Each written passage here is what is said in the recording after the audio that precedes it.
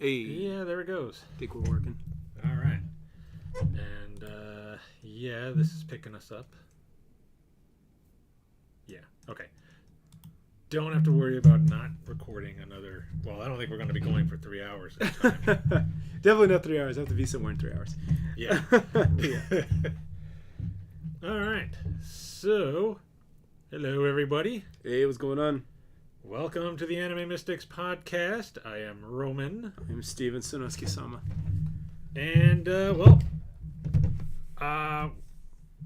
not sure if this is going to be our last one for a little bit. Depends on whether Steven gets his visa and leaves for Japan, or if he's just, super busy from school. I mean, probably both. Because your classes start up soon. Yeah. And, from what you told me, you got a long day of classes on the days you gotta be on Zoom. Yeah. And, so we're gonna have to see how his schedule is, and we might have to end up doing these on the weekend from now on. Who knows? Because I know you're gonna start working over there too. So Correct. I don't know what your schedule's gonna be like when you do that. So it all depends. Yeah, we'll figure it out for sure. Definitely figure it out. Because if you don't think I'm going to have a bunch of dirt and gossip coming right there straight from the source, you're out of your mind. Right. Just put a bug in the Kodansha building. Done. I'm going to go straight to the Shueisha place and be like, give me all your Demon Slayer stuff. They're going to be like, no, that's our money. Yeah, basically. You know how expensive Ufotable is? That's our big money maker. What was it? I know it's going to be a little bit, but in 100 Girlfriends, they do have a chapter where they bring up Demon Slayer. Because one of the newer girls, a gal, kinda, Karane, are going into this store to look for cute items. And there's a corner in the store for Demon Slayer. And Karane is like, why do all of these stores always have a Demon Slayer corner? Like, it doesn't make sense for this kind of shop. And then they go on about how, well, because of all the advertising for it, they went and watched it, and they ended up liking it, and Karane ended up reading all of the manga and watching all of the anime and seeing the movie. Sounds like you. Yeah. Yeah. I actually did buy the first volume of the manga recently. So, there you go. Yeah, I'm getting there. Finally get to see what everybody's talking about with, I guess, how the anime is just so much better art-wise. I mean, it's ufotable, so. Exactly. I was going to say, when in 100 Girlfriends, whenever they mention Demon Slayer, do they censor out the Slayer part so they avoid the copyright? No. Oh, okay. No, they do not. Okay. But, I mean, it's a Shonen Jump series, isn't it? Yeah, but, some of them do it for the comedic things. They censor it out. Or they change it so it's like Demon Killer or something. Well, or so Demon far, Murder. from what I've seen, they haven't censored out any series or movie name. Okay. Like even One Piece, it's just One Piece. It's not one P black dot. Yes. The asterisk. Yeah. And so then what they do in the anime is it's like one beep. Right. So, like when Rentaro cosplayed as Luffy. right. I remember that. Yeah, I showed you that. And one of his girlfriends was like, why'd you pick pre-time skip Luffy? Because I don't know hockey yet. Now that you mentioned it, I do remember now too in the latest one, the third volume that came out, and the latest one, how they did call it Tom Cruise's Mission Impossible. Yeah. So they did actually use the whole thing, use the real actor's name and the movie name. So I was like, oh, okay, maybe not. Maybe they don't. I just don't think they care. Yeah. Like, we're just going to say it.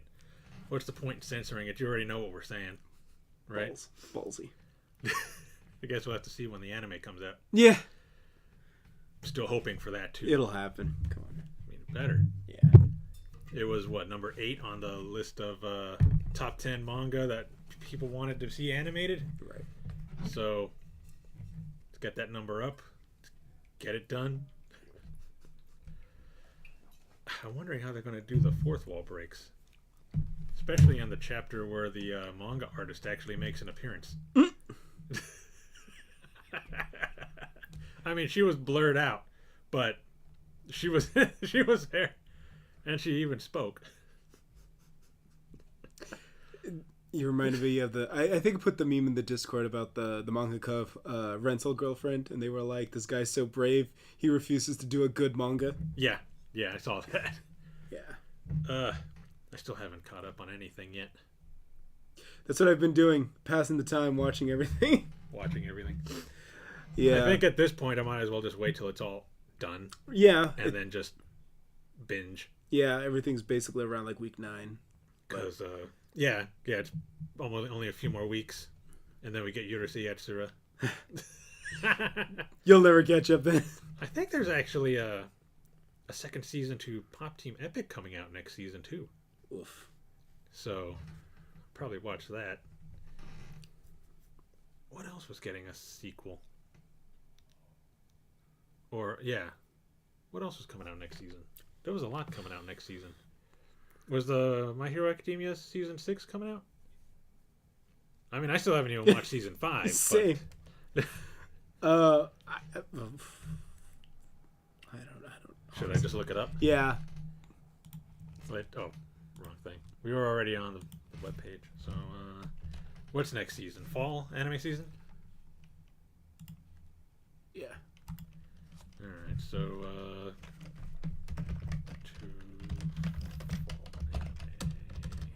anime season. Chainsaw Man. Yeah, that started Chainsaw Man. October. Oh, they Oh, finally Spy had a Family. release for that, huh? Spy Family. Oh yeah, Spy Family. What, Mob Psycho, which I haven't seen at all. Okay. Oh yeah, there it is. My Hero Academia season 6, Mob Psycho, Chainsaw Man, Spy Family, Bleach, which apparently isn't going to be simulcast on Disney Plus. Oh. I have no idea what this is. To Your Eternity. Oh, To Your Eternity. There, duh. It's got English right under the Japanese title. Oh, Uzaki. Oh yeah. Wait, that comes out? Huh. I didn't hear anything about that coming out next season. Okay, well that's another one I'll have to watch. There's a lot, yeah. There it is. Iruma-kun, Urusei Yatsura. Oh wow, Ken Cole's coming back. Oh, and it's got Shigure. What? Like this, dude? They announced that like in 2015. Before I started. Gold Kamuy. Wow. Just so much that we haven't heard about coming out this season. What is this? Reincarnated as a sword. Oh, okay. Yeah, so I'm just gonna. Hey, it's my favorite show. Peter Wait, it's Grill. got Catgirls now. Perfect. Nice. Oh yeah, there's Pop Team Epic. What else do we got here? Wasn't what is the name? What is the name of that movie? Or not movie? Series. The Vampire Dies in No Time. Isn't that getting a second season? Yeah. Was that this season or was that just announced?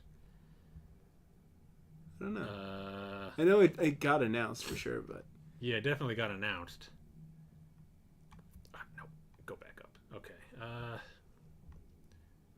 Yeah, I think that's about it for all the good stuff. Unless you want to see Idolish. not Love. Oh, Love Love. Okay. I've heard of that. That was back in the early 2000s, wasn't it? Yeah.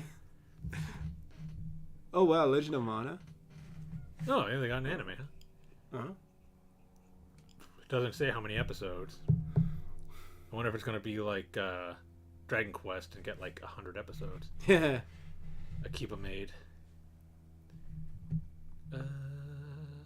That's it. Oh, Yeah, that's it. Pui. Yeah. Car. No Vampire Dies in No Time this season, but there's a ton of other stuff. Yeah. I mean, like I said, I still haven't watched the fifth season of My Hero Academia. So, Are you gonna watch any of the movies? I haven't even messed with the movies either. the movie coming out this. No, just any of the Boku Hero movies that have come out already. Oh yeah, no, I haven't watched any of them. Okay. Slime movie. Yeah, they got a slime movie. Oh hey, Wataten. It's got a movie? Wow. Oh well. Guess so. Oh, Slam Dunk, the first Slam Dunk. Yeah, that looks like about it. Yeah. You know, all I gotta say is I'm lucky, is like I told you offline before we started, that I'm on break like the week of Christmas until April. So guess what I'm gonna be doing? Not only catching up with all of this, but I'm gonna be starting the new season though, with the winter season in January too. Yeah. Nice. Look at Spy Family themed childcare. Wow. That's not a good. You shouldn't talk about your like that. Rude. Oh shh, bruh. Look at the cover. Did you see the cover? Is that my girl? Is that my girl? I think that's my girl, bro. The white hair? Yeah! Best girl's coming. She's coming. Yeah, Nightfall. Yeah. That means you're gonna get the tennis shit. The tennis. Oh, good. But yeah, that's great. But who's the voice actress? Have they sort of showed the voice actress yet? I don't think so. I think we're too. Just click on the name. It should have it. Coming up. No, nothing. No. Yet. She's the only one other than Bond who I don't think is going to have a No, voice I don't actor. know. It shouldn't, at least. Should get Aoyuki to I was literally about to say, if it's Aoyuki, I will give you $20 if it's Aoyuki. Yeah, $20 says Aoyuki. Take that bet. for Frost. Yeah. Sure, why not? All right. We'll find out on I guess the first or the second, because the release is the first. So I mean, it'll be still some time because they're in the middle of the Bond thing. So remember Bond and the terrorists, where they were Bond helps him, and they stop the terrorists. And then fucking York kicks a goddamn car. Yeah. But it's just that the odds of it being Aoyuki just because it's Hayami Sawori. I mean, granted it could be anybody, but it's just such a strong show. I can't imagine anybody it not being Aoyuki at this point. I mean, but it'd almost be like a 1 in 100 chance that it's Aoyuki. Yeah. So I mean, it could be Kana Hanazawa for all I know. Who knows? Or Ayane Sakura. It could be. Oh, those are probably the top 3 candidates I'd say, and that's just. I was gonna say that's your Triforce, but honestly, Hayami Sawari makes it like the holy square of voice actresses, including Hayami Sawari. Oh yeah, so it's like either it's Hayami Sawari, Aoyuki, Ayane Sakura, or Kana Hanazawa in like everything. Yeah. So pick one. I got caught up on Run with My Girlfriend today, and I had completely forgot about Takahashi Rie. I was like, because what has she been in? I don't even know, man. And granted, I'm not watching like everything, especially not everything that's popular. Right. But I had pretty much forgotten about her. And it's like she just recorded all those lines for Moshu and the summer event and all that. And I'm like, yeah, I haven't heard about her being in anything recent. Right? Maybe she'll be in Urusei Yatsura. There's enough characters for her to be one of them. But she's in it. I'm sorry. Oh yeah. She was the ice queen, right? Yes. Yeah. Ice woman. Yeah. Was it Ona no Yuki or Yuki no Ona? The ice woman? Yeah. But yeah. Cool. But yeah. Yeah, and then Anya, same voice actress as Chloe in Princess Connect. So that's why when I saw that Chieru was voiced by Ayane Sakura, and I was like, really? Really? The whole Chieru Chidupu. Yeah. I was like, what the? Okay, woman, you won. You earned your voice actress of the year award. I ain't gonna fight you. All right, take it. You earned it. I'm not okay. You won. You proved your point. Jeez. And she's still not playable in the game. And they had a whole episode in the anime, in the second season of the anime, but Chieru and Chloe. Not Chloe. The detective. Mew, the smart one, right? Yeah, the old woman, the old girl from the mountains. Yeah. Mume. Yeah, that one. Mume. Her. They're not playable yet. So it's like, oh, okay. Well, yeah, they just probably. Chloe. Yeah, just Chloe. Who I was trying for. She No. was my favorite out of the 3.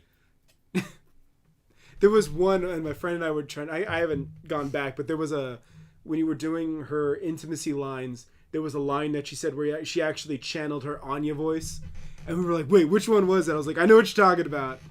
But I was so lost, or I was so like, I just died about Chieru, Chiro, Chio, Chiropi, Chiru, Chiru, Chiru, Chirio, Chio, Chirio. I was like, oh my god. I forgot I blocked out everything else. So, yeah. Oh, wow. But yeah. But yeah. Yeah, it's going to be a stacked season. And I think that my priority, though, for you is you should watch Licorice Recoil.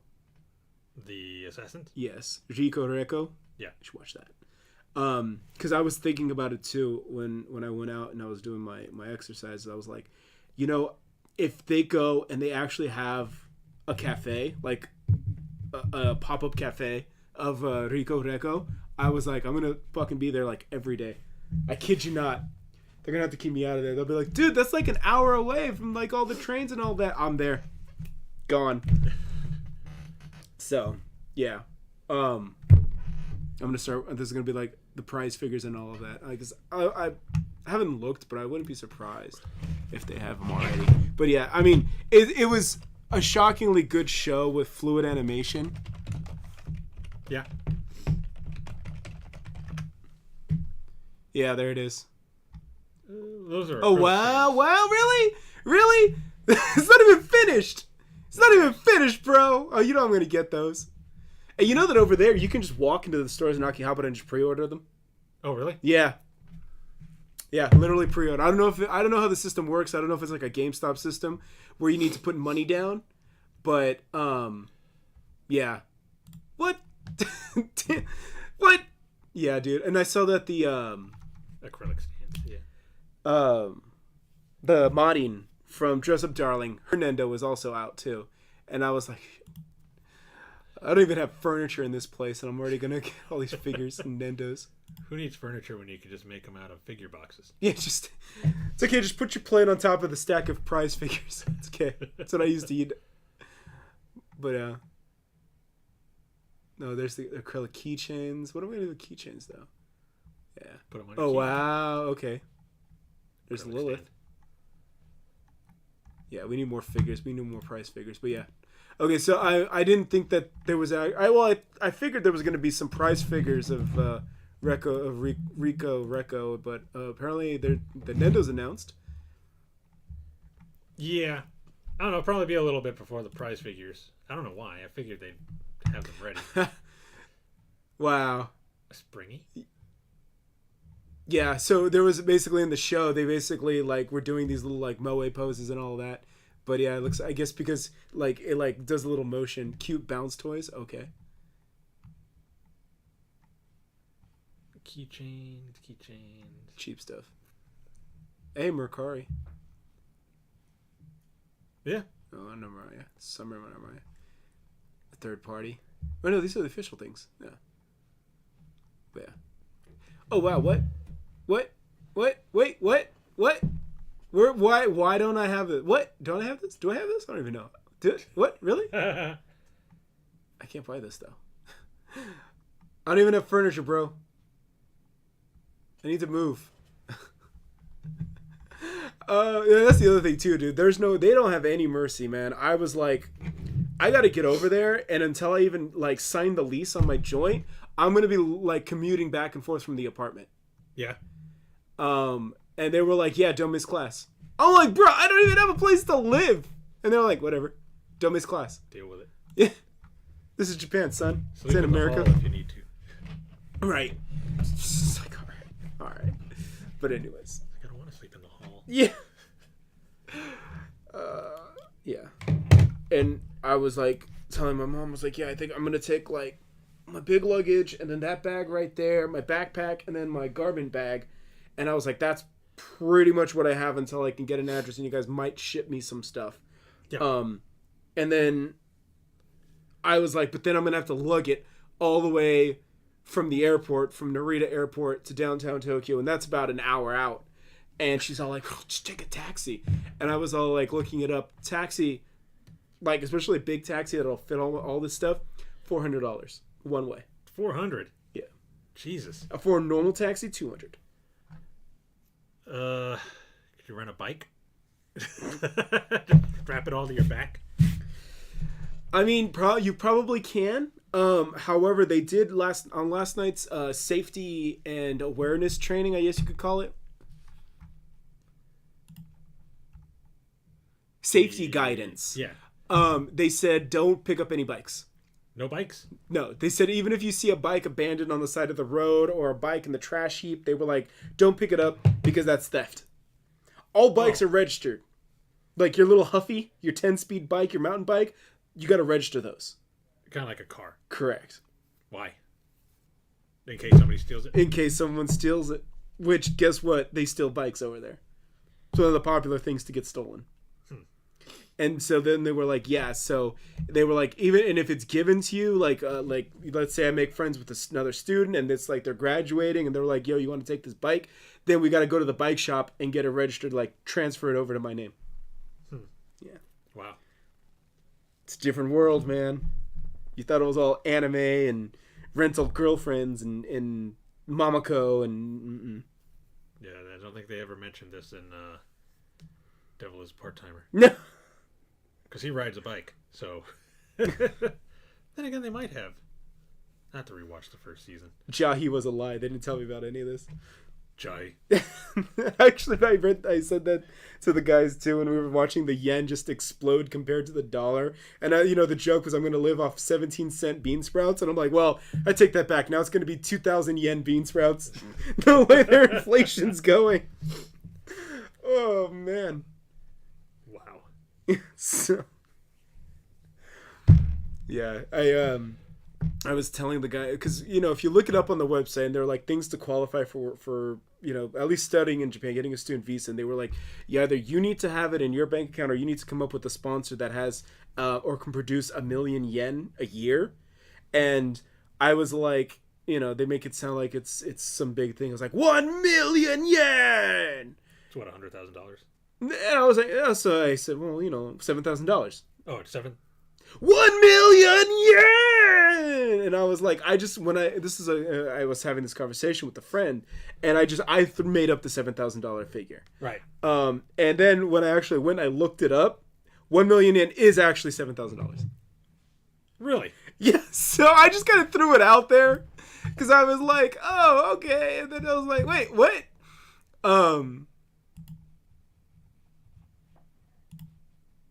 We're looking this up. Just a second. Oh, yes! Oh, no! Yes and no, yes, no! Oh, yeah, it went up a little. It went up a little. So it's 1,000. There you go. Yeah? 7,166 is... 1 million yen!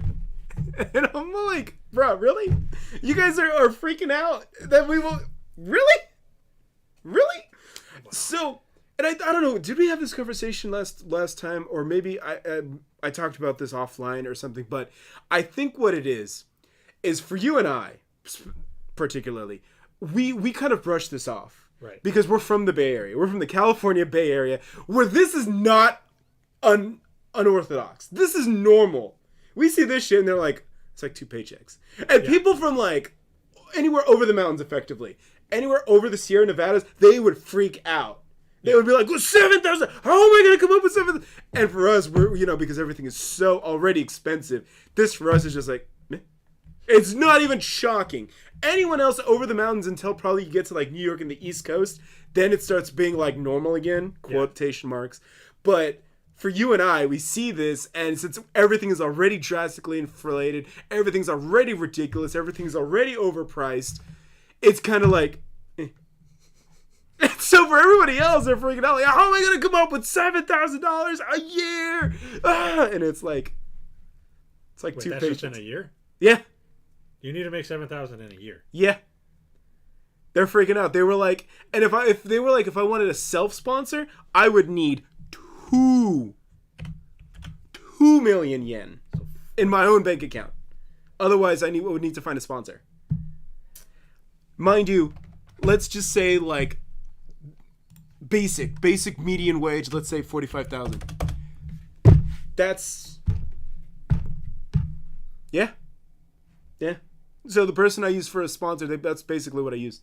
I think they said they made a little bit under that, under 45,000. Well, a little bit over that, but yeah, a little bit under 50,000 a year. I think is what they said they made. What was that 6 million yen? Pretty much 6.2, 6.3. Yeah. 49. Wow. And I get it. I get it. They don't want any deadbeats over there. I understand. I completely am like, I wouldn't want me being a hobo in their state parks and all of that. I completely understand. It's like, look, I learned this from my area. Yeah. Right? We live in the parks. Yeah. Absolutely. And so I was just going to get over that, though. They said, yeah, that's, if you don't have the financial support, obviously, they're like, that's going to be a problem, yada, yada, yada. And yeah, and they were like, yo, you need a 1 million yen. And then as they were like, dude, it sounds like Austin Powers. And then we'll go to Japan for 1 million yen. And then all us Americans are laughing like, 1 million yen. Probably got that on the couch. You know? And the Japanese people are like, what? What's so funny? What? Oh, man. Yeah. I mean, and the true joke is just how inflated it is here in California. It's, you know? So, yeah. How expensive it's already here, so we don't even bat an eye at that. If anything, like I said, I'm getting this for a steal, man. You know, like I said, if I would have done the master's program here at the university I just graduated from, it would have been $12,000. $7,000 for an 18-month program. Oh, for the whole thing. Yeah. Okay. This program was $7,000 for a 2-year program. However, to be fair, once you add in, because I also get my own apartment, everything's on me. Your apartment, utilities, that's all on me. Mm-hmm. So it probably evens out, maybe. I still maybe might come out a little under. Okay. But, yeah. Because they're saying that well, even then, if you look at it, the rent over there for an apartment, basic apartment with utilities, probably between, they're saying anywhere from $500 to $700. Again, comparing to where we're coming from here in the Bay Area. That's a steal. That's what I was like, a month? Yeah. That's a steal, right? Yeah, exactly. That's a steal. A literal steal. Just for a little clarification here. I looked up apartments in this area that were, to see if I could find anything between 1,000 and 2,000. And I found a studio that was 300 square feet for $2,000 a month. 300 square feet. No utilities? No utilities. You had to pay for the utilities. So on top of the 2,000, you got to pay for your internet. You got to pay for the electric, water. I think over here the landlord would take care of garbage. The same thing over there too. Yeah. In Newman, where I was, we had to take care of garbage. But it was only like $30 or something. I don't know. It wasn't that bad. Either way. You add all that together, and it's probably more like 23. Yeah, 2,300. We'll say for everything. So, just with that, we already reached 320,000 yen. Yeah, almost 321,000 yen. Yeah, and that's just for rent. Out here in the Bay Area for a 300 square foot studio. Yeah. Jeez. Yeah. So that's why, and it's like, and on top of that too, since I qualify for student, I get certain discounts, certain fares. Like my train pass, for instance, qualifies for student fare. Yeah. Train tickets, plane tickets, I believe, depending. Also. Local, especially in the university area, student discounts, stuff like that. So, yeah, all those other little hidden perks. So, yeah, 1 million yen. You also got to keep in mind that I didn't add in food to that, or gas, or any other auto repair. If you have to go through a bridge for a toll. Mm-hmm. Anything else you might need. Yeah. It's expensive out here. Yeah. That's why it's like I love and respect the hustle from the Japanese and especially like in the city and all of that. But I'm like, I don't want to brag, but it's not even that I'm so far evolved from it, but it's more like it's so the norm, and that's so sad to admit that it just doesn't bug me anymore. I'm all like, if anything, I'm like pull out like my gangster roll, just be like, huh, flip, flip, flip, flip. There you go, cash, please. You know, all in ones. So yeah. Oh man.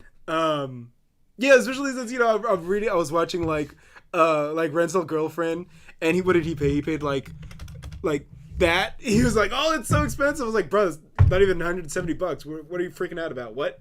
What was that, for a date with Chizu? Yeah, for what he. Well, this was when he took Sumi on a date to find out what Chizu wanted for her birthday, and so he paid for the date and then he paid for her gift. Oh. Yeah, it ain't bad. No. I mean, I spend that much on a figure. Right? You can't even get a 5-star on a rate up with that. No.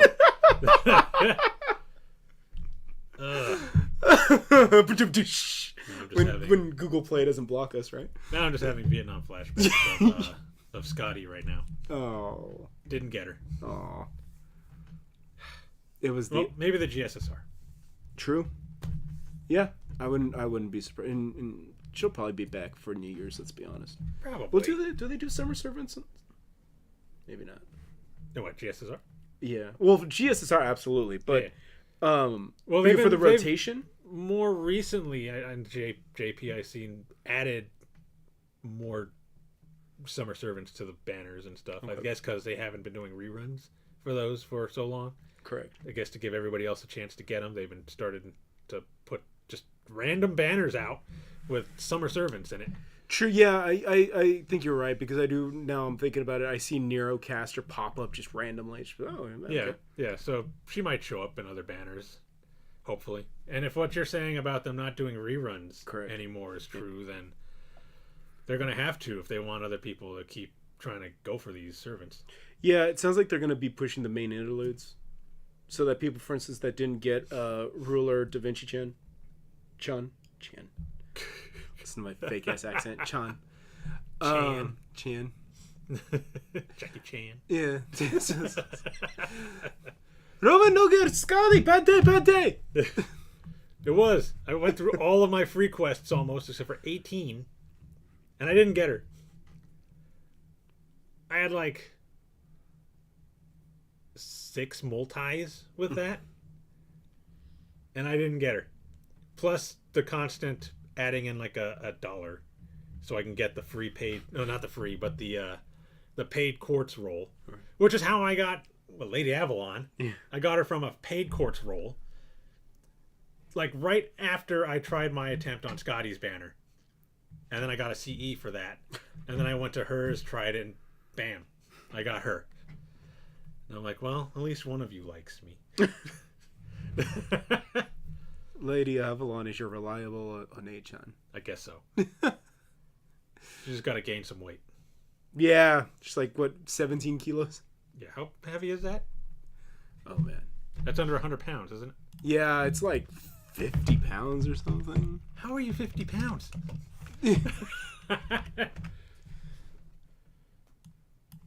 What did we say, 25? Something like that. Yeah. 55 pounds. Something like that. Yeah, you need to eat.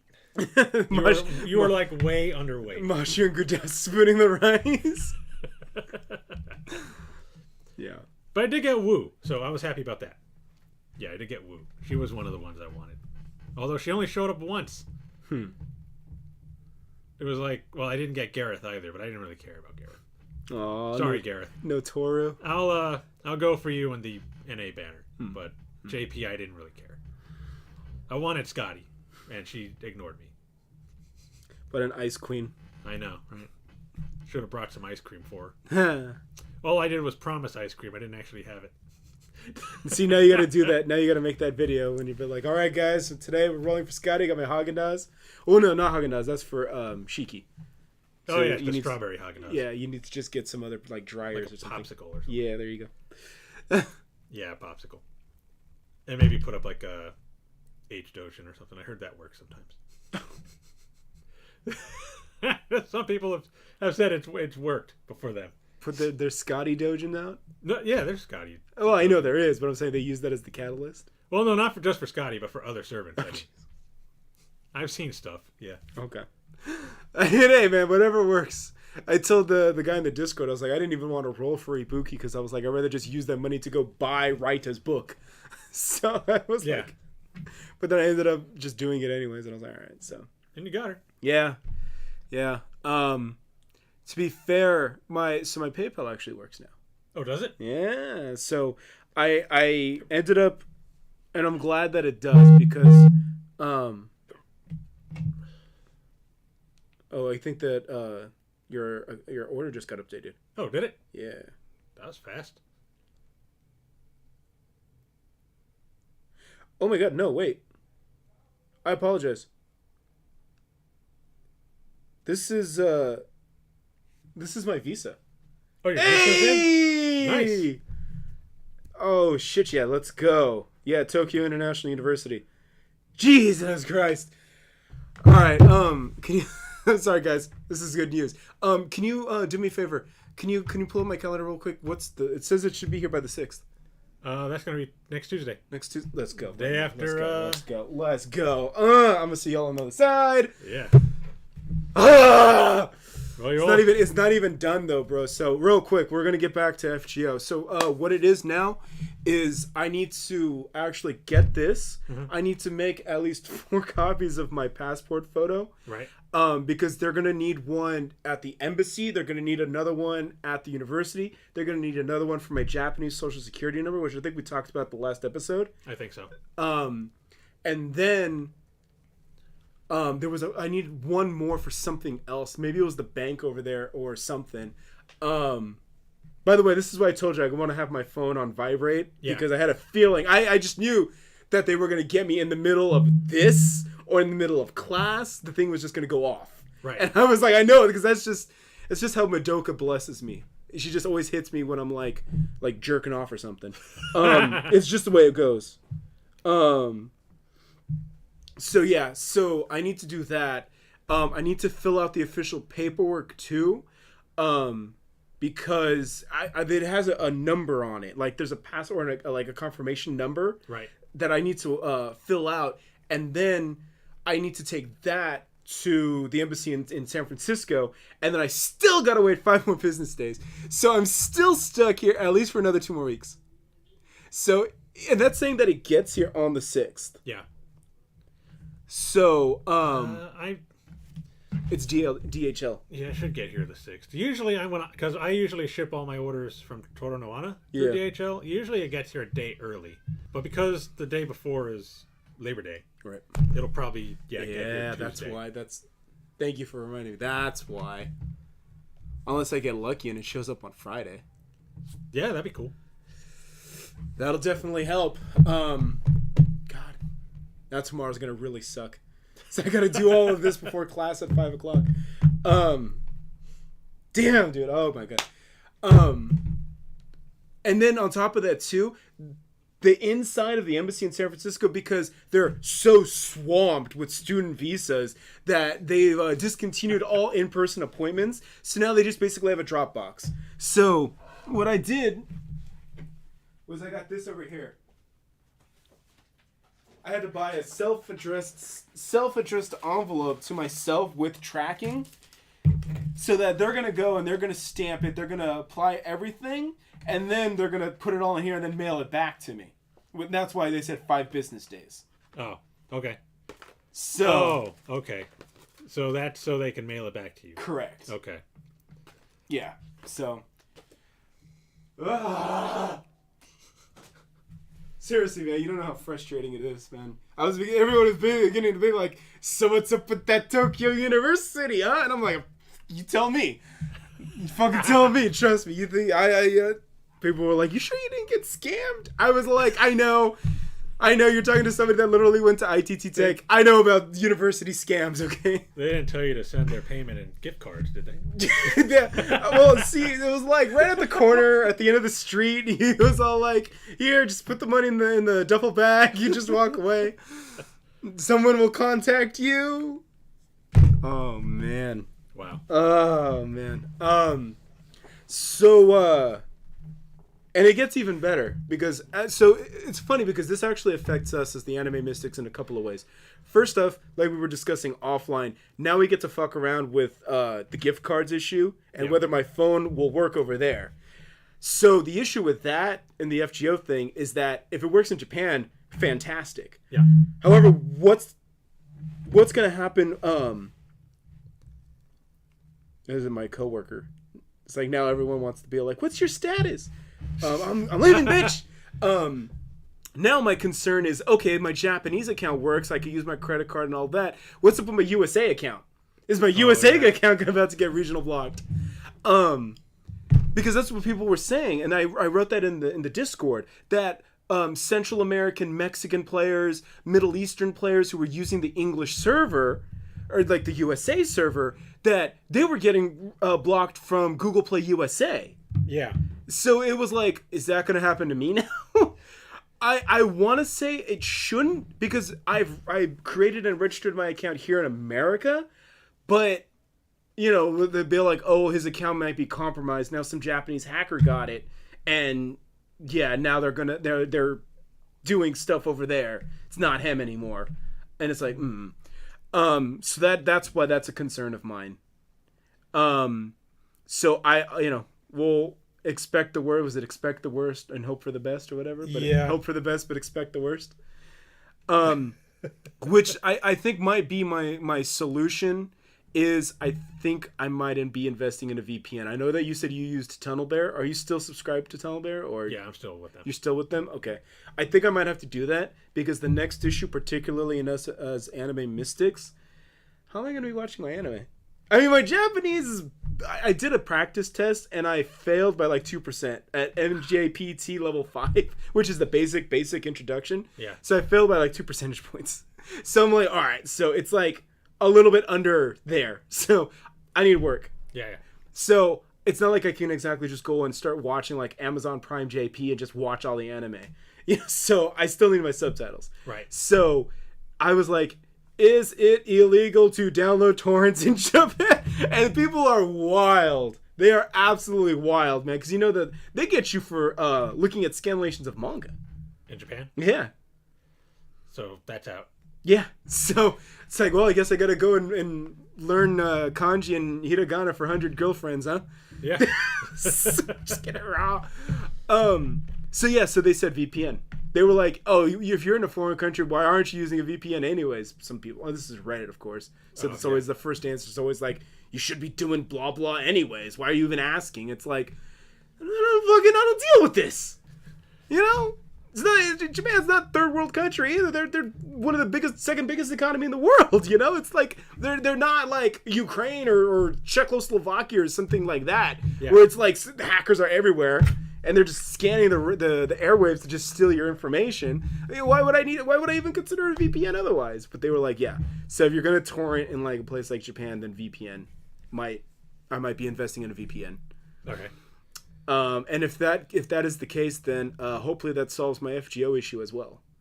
But it's also like I'm still not familiar with VPNs. Like I turn on the VPN and then I would activate the uTorrent and then I'd be like blah blah blah. Yeah, usually what I do is I activate the VPN first. Okay, and then you connect to like USA server and then do what you're gonna do. Yeah. All right. Because I do that when I get on the JP game.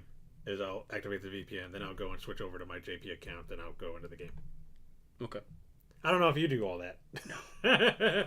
I just bitched and moaned to Google Play and PayPal, and they did some stuff behind the scenes, and then they're like, okay, your account's clear. And then, what was it, last Wednesday after I got off my first couple of meetings, I just was like, let me see if it works, and then it just went through. And I traded again a couple of days ago, and it still went through, and I was like, wow, okay. We're in business. Yeah, but I had to stop because I was like, I'm not here to wail for like Ibuki. I'm not here to wail for Scotty. I'm like, especially if, we got Ibuki Saber coming out at the end of the year and Himiko is coming out, I guess this month, September. I thought she was the October event, though. I thought she was the Halloween event because there's no Halloween event this year. Oh, yeah, that's right. They skipped one. Yeah. And so in its place though was the Gouda event, but then it's like, then what's the September event? I don't even remember. I guess I ignored it because there was no Liz banner, so I was like, well, I don't care. I'm just business as usual. Yeah. We got rid of Liz, yay! And then the next year they brought her back. And you were like, or 2 years. I can't remember. Burn. Oh yeah, and that's when I burned every single copy I had of her for every single version of her, and I got NP5 more Malay and more. Zenobia. Mm. Yeah. So if anybody wants to get an MP5 Malay and Zenobia, just burn every copy of Elizabeth you have, other than Carmilla. Don't do that. Even the Cinderella rider? Oh yeah, I did that too. Not even, you didn't know, and you didn't ascend, you didn't level, you didn't bond, nothing. You just straight to the furnace? Just straight to the furnace. So get out of here, lizard. So you gave up the 3 quarts for getting her to 4th Ascension and the pure prison. I gave up all that. I gave up the what do you call it? Interludes and rank up quests. All of that. Yeah. Well, it's gone. So now the question is, if she spooks you again, straight to the furnace, or are you gonna level her, or if it's regular Liz, because that's the only one that would Lancer, be in there, right? Lancer Liz. I might save her for a banner that I'm waiting on. Like, ooh, there's a servant I really want. Sacrifice. Yeah. All right. Burn her at the stake. All right. All right. Well, yeah. I hope it works out for you. I hope it all works out for myself. But yeah, I'm gonna have to invest in a VPN. The question now is just which one. So. I hear. No, I'm not gonna say it. Yeah. They're not sponsoring us. Yeah. Bring them up. And that's really honestly just to keep this going. Because like you said too, we're gonna figure out a schedule and whatnot on how to make this all work out.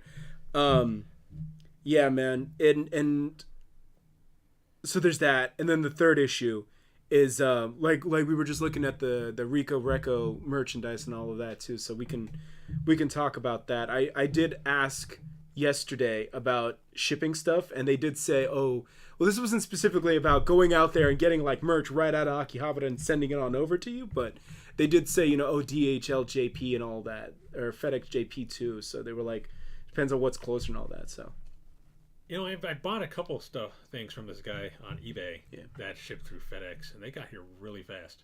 Okay. Like a couple days. DHL is usually about a week. So. Yeah, it's. They said it best on the safety meeting that we had yesterday. That safety guidance thing is that always expect your neighbors to be nosy, and that's how I kind of feel. Is that it's very Big Brotherish over there.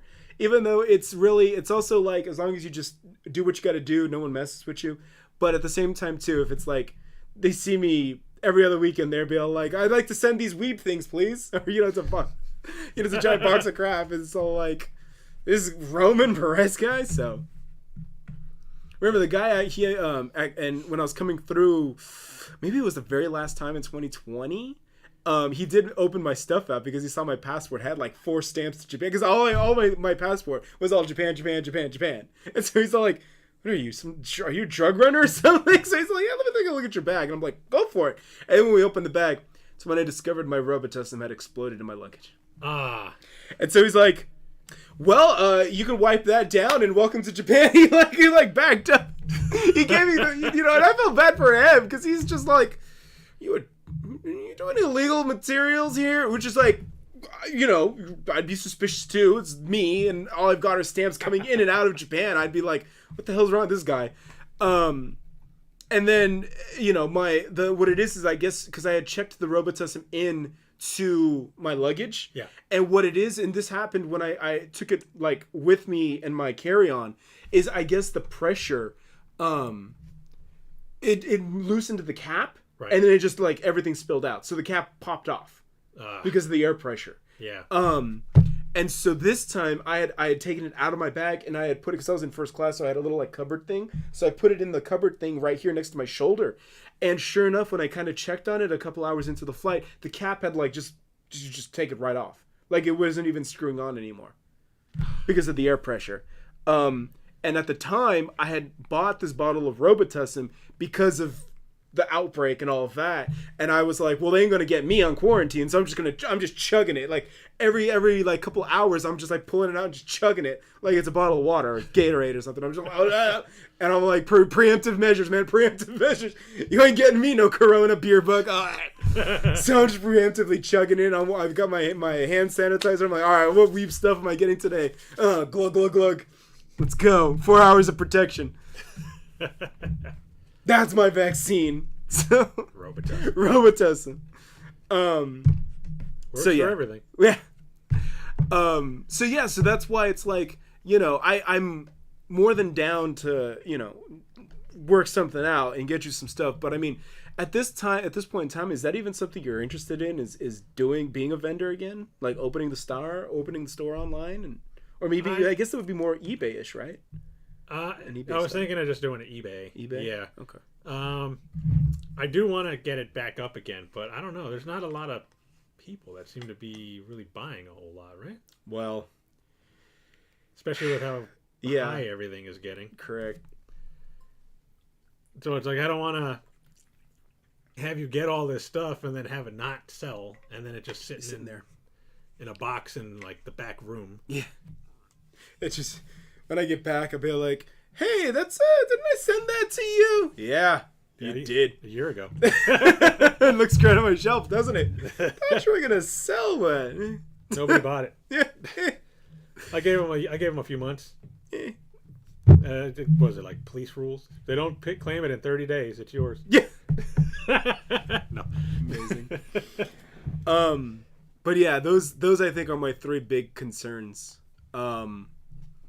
Yeah, it's the FGO thing, the watching anime in a way I can understand thing, and then the sending stuff out to people. Yeah. Because that's my friend. He said that too. He's all like, "Yeah, I got you this stuff because every time you go to Japan, you always get us stuff." And it's like, because it's one of those things where it's like I know I can, so that's why it's kind of like, I don't want to say it's necessarily a Mother Teresa, give it to everything, give it to everybody, but it's if I can take advantage and hook up the homies, why not? Yeah. And people have done the same to me, so it's like, why not? If I see something that's like Emilia, if I see something, if 100 Girlfriends does another pop-up store, or, prize figures, or something, just be like, bam. And again, there I don't know why, but there's just some delay. Maybe it's just because Japan services itself first and then sends the merch out. But I just keep remembering about the Kimono Friends and the Serval, the Nesso Berry. Yeah. And I messaged my friend and I was like, yo, man, do you want the Serval Nesso? And he's like, yeah, hell yeah. He's like, wait, but I have that pre-ordered through AmiAmi. This is not coming out till like July. I'm like, bro, I've got it in my hands right now. And it's $12. You want it? And he's like, yeah. And I was like, good, then hit up AmiAmi and tell him, hey, cancel that shit. I got it already. And they wanted like $30 plus shipping. Yeah, I got to make the money. And or respect the hustle. I get it. Absolutely. Support your small businesses. But again, if I can hook up small business.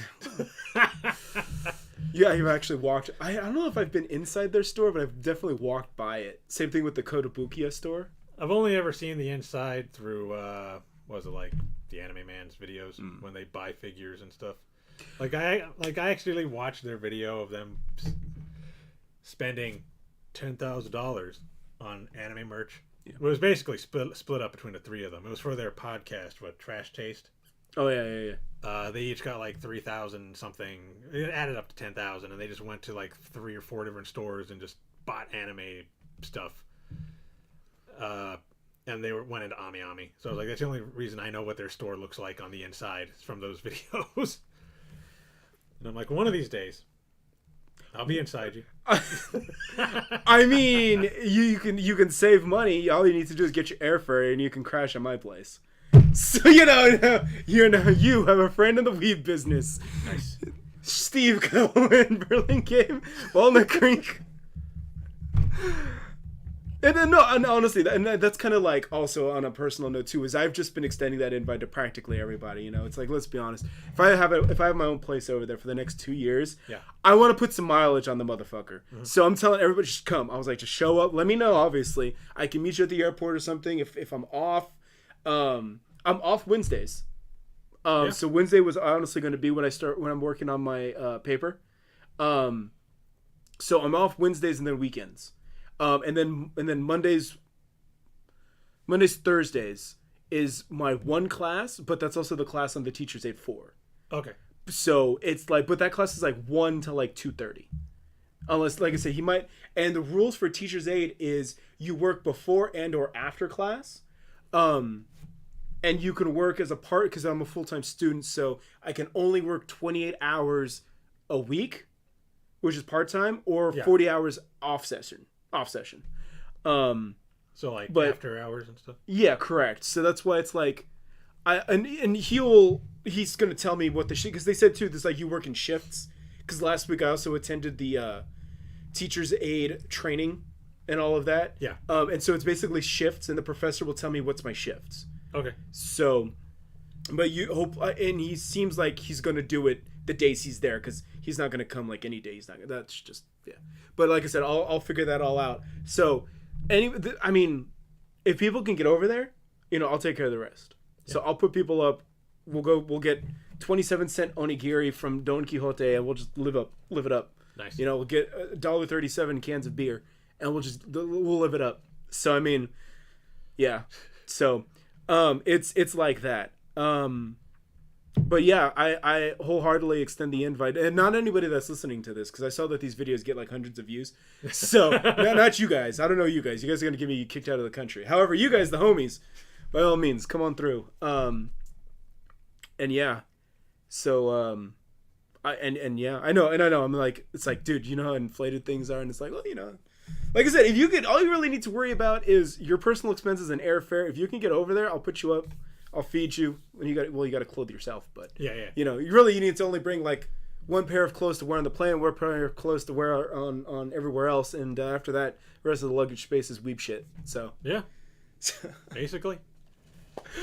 Oh man. And what's funny too is that a year ago I was doing the internship too. So this has been over a year in the making. Yeah, because you found out about it then, didn't you? No, I found out about it in roughly in May.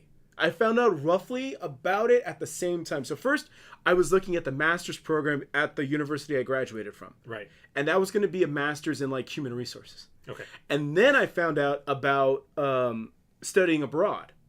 But then I found out about the internship. And so it started originally with getting the master's degree here. And then it kind of evolved into these two conflicting issues, which is I wanted to get more stuff on my resume on my degree. However, they were conflicting. And so when I went for the internship, obviously, because I was like, okay, maybe I can do both. Yeah. I was like, okay, maybe I can do the internship and then just immediately after the internship, just ship out straight to Japan. Yeah, to Tokyo International University, to TIU. But they said what kicked me in the nuts and stopped that plan was it's considered an entire semester. So I'm not graduated. And then to kind of even delay that even further, they said that the internship can't be your final semester. So I needed to take another semester, which was this January 2022, and then into May. Which resulted in me getting a double majors, because it wasn't until April, and I graduated in May, that they told me, oh, I can drop like 3 classes. And I was taking 5 classes. Yeah. So that's when they said, oh, you can either drop the 3 classes and you can still graduate with a minor in political science, or you can finish out what you're doing and get a double major. And so, chill. So yeah, and so then I was talking to TIU this whole time when I was doing the internship, saying, "Oh, I'm still interested. However, I'm doing this. Is that a problem?" They're like, "No, don't worry about it." They were like, "What you want to do though is in April, get your stuff together, and in April apply for fall 2022." And I said, "Great. However, the deal breaker is if you guys are going to do this shit on Zoom, because if you're going to do this on Zoom, I'm out. I'll just go work for the government. I'll work for the federal government."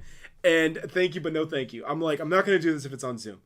We just said classes were going to be 5 p.m. California time until 2 a.m. Yeah. That ain't happening.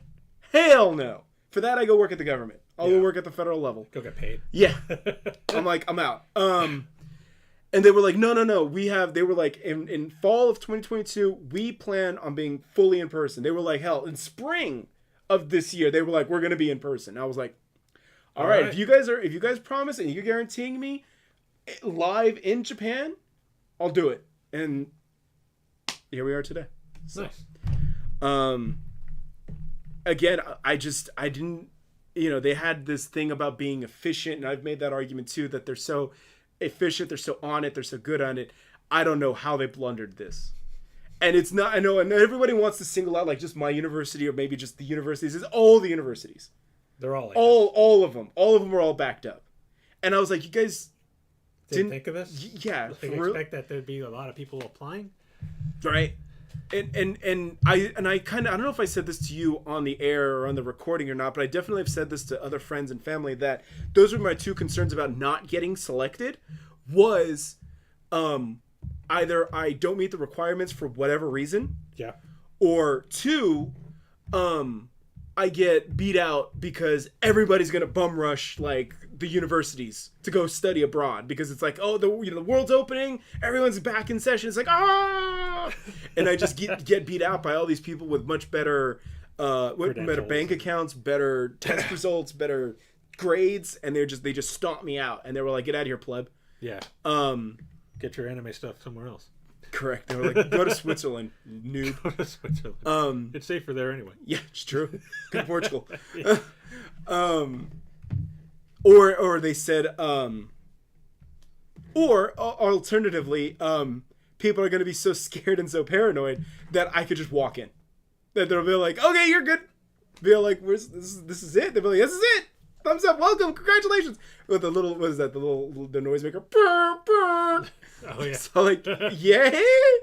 I win. Default. Wow. So yeah, and here we are. But yeah, I don't know. Did I show you the welcome packet the last time you were here? I don't think so. Okay, we'll do it off after all of this. But yeah. It basically has all the information on how to go register, get the Social Security, the Japanese Social Security, the Japanese pension, the Japanese healthcare. You can get a pension? Yeah.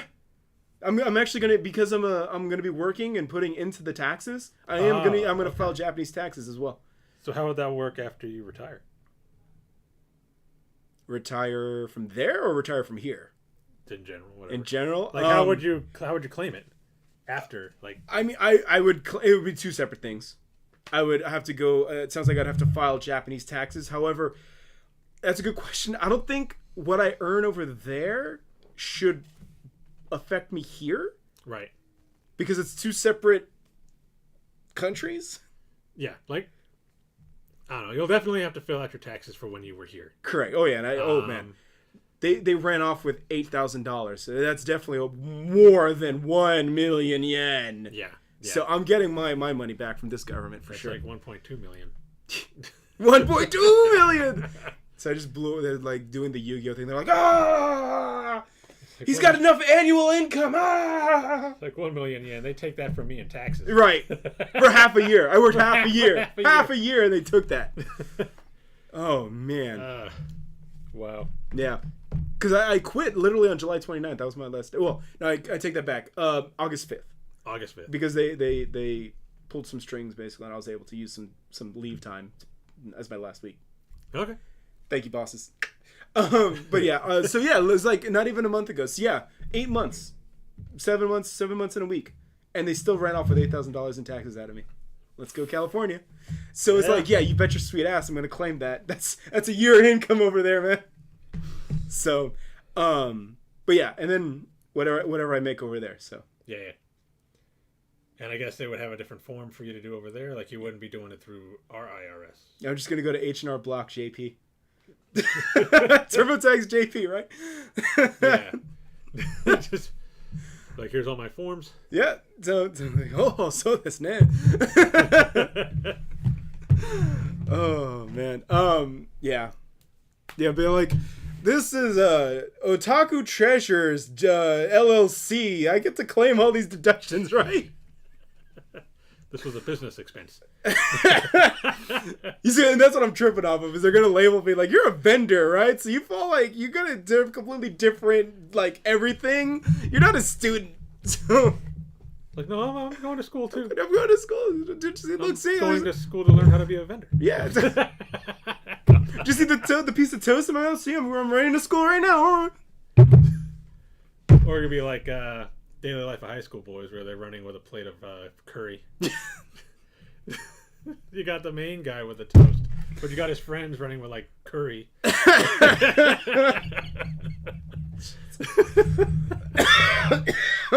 Oh, there's the corona.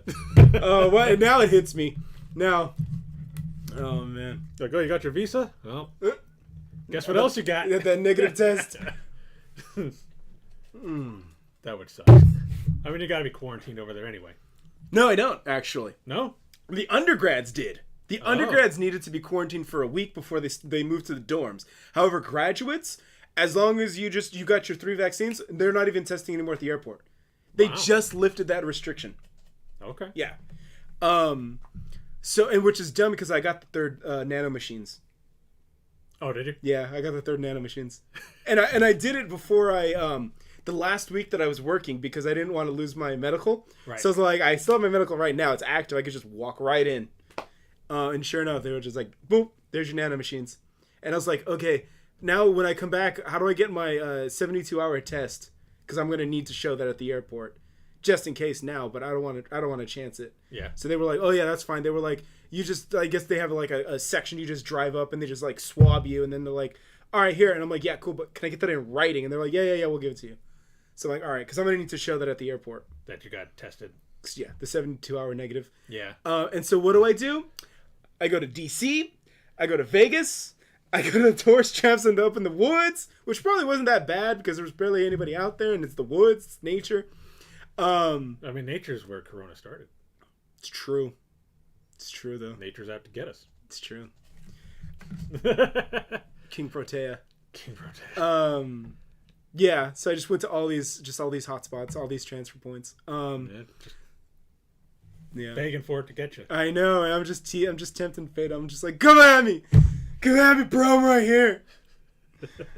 So, but yeah, yeah. And then, like I said, even after I get over there, I have to. Oh, and I have to get the bank account too. A JP bank. A JP bank account. And so they said that they did a session. I think like yesterday. Yeah, bastards. Today, well, yeah, yesterday or today, Japan time. Oy vey. Yeah, so they said the next one will be in October, so clearly I'll be there. But yeah, JP Bank session for those who move in, and then City Hall. I got to go to City Hall. Yeah. Wow, lot you got to do. Yeah, and then I got to get my phone as well, my Japanese phone number.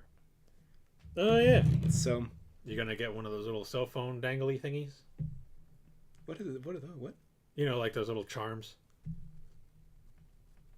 Yes? I'm sorry. I'm thinking of a phone. I'm like, look at little mini phone. I mean, no, like a cell phone charm. Oh, a charm. Yeah. Of course. I know. I didn't exactly explain it very well. I was like little dangly thingies. I got you. Yeah. It's just not going to be one of those weird acrylic things. I come from the 90s and the early aughts when we have the little physical like charms, like an actual little figure. Yeah. Yeah. Not this acrylic stuff, cheap little plastic things. Yeah. Yeah. And then like I said too, and I gotta go to class. No breaks. No breaks? No breaks. They were like, one of the teachers, he's all like, check it. He's all like, if you're absent, you got a good excuse, I might let it slide. Second time, again, might let it slide. Third time, he's like, I'm knocking off 10% of your grade. Wow. Fourth time, another 10%. Keep it up. Watch what happens. Fuck around, find out. I'm all like, Japan! Oh, my goodness. Yeah, man. So, and then the hotel that I like to stay at in Jimbocho is at least 40 minutes away from the campus. Oh, really? Yeah. Because the town that actually has TIU is kind of like an old, like, Edo area like town. Like it's really rustic, really it looks dope. It looks like I'm walking through Kenshin, which is amazing. Right. But it doesn't also seem to be very it doesn't seem to have like very many apartments. I mean, like I said, I got to go and talk to City Hall, and they said they're going to show me some spots. I don't know, they're going to pull out the binder. Watch the binder be like this big dusty thing. Okay, so we got this place. That place got torn down. Oh, Soka. Okay, we have this place. Ooh, that place got abandoned. Ah, so this. Okay, so we have this place. So it was so funny again as I'm watching Rental Girlfriend again, and I'm like, I'm gonna get one of those places. Well, either I'm gonna get one of the apartments that Kazuya stays at, or I'm gonna get a Jahi apartment. I think that's kind of like a Saitama apartment. Yes. They basically live in the same kind of apartment. Yes, there you go. Only Jahi's is a little less, more economic. It's a very Japanese way of putting it. And I'm just like, yeah, can I just do it myself? Do they have like Zell.jp or something? Zell. Zell.jp? Yeah. Zell you the money. I'll Zell you the yen. Yeah, pay for everything in yen, please. Oh man, we should. Wait, what's the live yen watch? Okay. It went up. Okay. 0.01. Yeah, it went up. It's getting there. Ooh. Oh man, I gotta call Bank of America. I gotta convert my money. Yo, but they don't give you that though. No. So they have their own rates. Right, and so even though this is what it's at, they'll probably, and I'm being generous here, probably give me 133. Yeah, that's like what PayPal does. Yeah. When you pay through them, they have like the 133. It was what it was. When I checked yesterday to see how much my stuff from Toro Wano would cost, I think it was 132. Yeah. But that was when it was 138. So yeah, it'd probably be 133 now.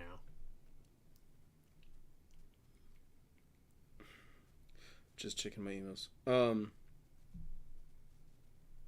This is the email from them. This is from your Ami order. Yeah. So I'm actually gonna, so I don't get confused, I deleted it.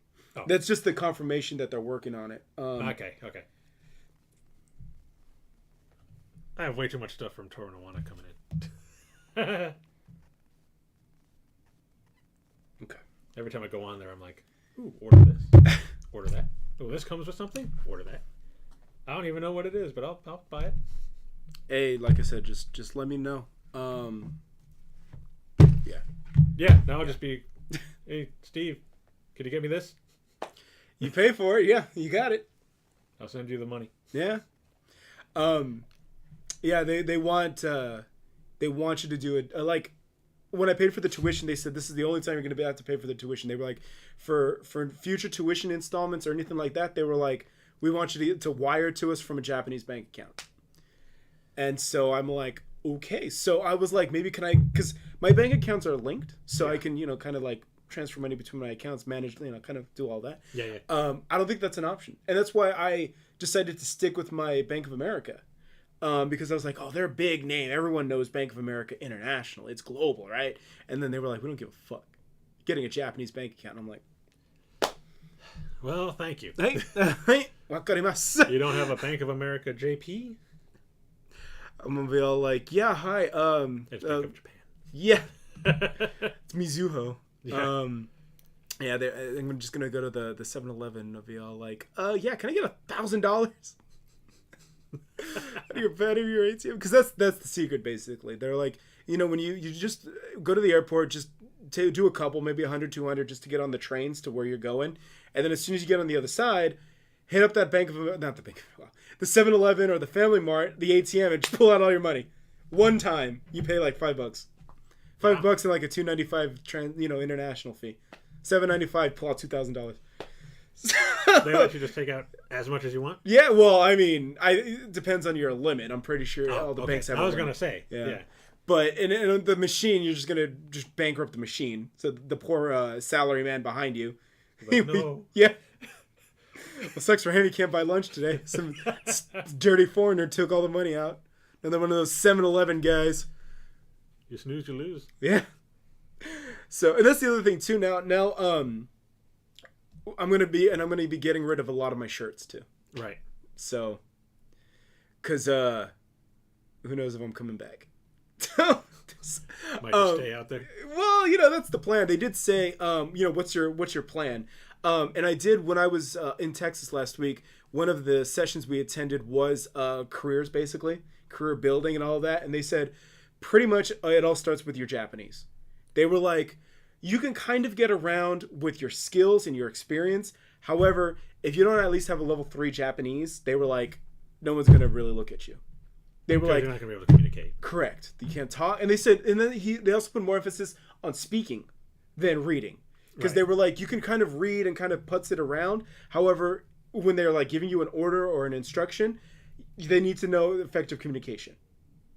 And if you can't speak Japanese, it's going to be very difficult. You can't just have Google Translate up, like, speak into this. Okay, yeah. No. They are incredible. They are an incredibly advanced culture. We'll give that to them. However, in a lot of ways, they are still samurai. Yeah, they are still like, we don't want guns. We want swords. We want guns. So they are very advanced in many ways, and in some they are stuck. Yeah. And again, I was having this conversation with my mom because she absolutely hates the idea. She's just like, she's like, oh, you're gonna come back and you're gonna fix this place and all that. And I was like, sometimes I see what's going on. I'm like, I don't know, this place is worth saving. I hate to be that guy. I hate to be that Spider-Man. I mean, can it be saved? The way things are going, I think it's too far gone. I'm surprised we're actually not in another civil war already. That's what a lot of people are aiming to. And I said on the pure basis that this is a culture that rewards meritocracy. And I keep going back to when I was in community college and I was taking a psychology course, and he was a what was the not progressive, no, regressive? Not a regressive. It's former social science. Okay. And he basically made us watch this video on the myth of meritocracy, and I got so mad. I got so triggered. And I said, Professor, with all due respect, you're saying the myth of merit, everyone came on this night. We're here at night class. Some of us came from work. Some of us came from watching kids. And you're telling us that all this hard work and effort we're doing doesn't even matter because we're already judged on other factors that don't really mean anything versus the work we did, the work we do for you, the work we did for our bosses. And you're saying that all that's irrelevant? And he goes, it's not really what they were saying. And I was like, then what's the myth of meritocracy? You work hard, you do it, you get it right, you succeed. How's that difficult? Yeah. That's it. And so I was like, apparently now, being successful and smart and capable now is like, why are you trying so hard? Bitch! So I'm like, fuck it, I'm out. So, yeah. Yeah, and especially around here. Yeah, definitely, especially around here, California. So, that's my mom and somebody else. They were like, "Why?" I mean, it's funny because that's what you said too back in the day. You're like, "You should do the podcast. You have good takes." And I was like, "I have shitty takes. I don't know when you guys listen to me. I have awful takes, and I don't even think they're hot takes. I think they're just grounded in too much of a reality."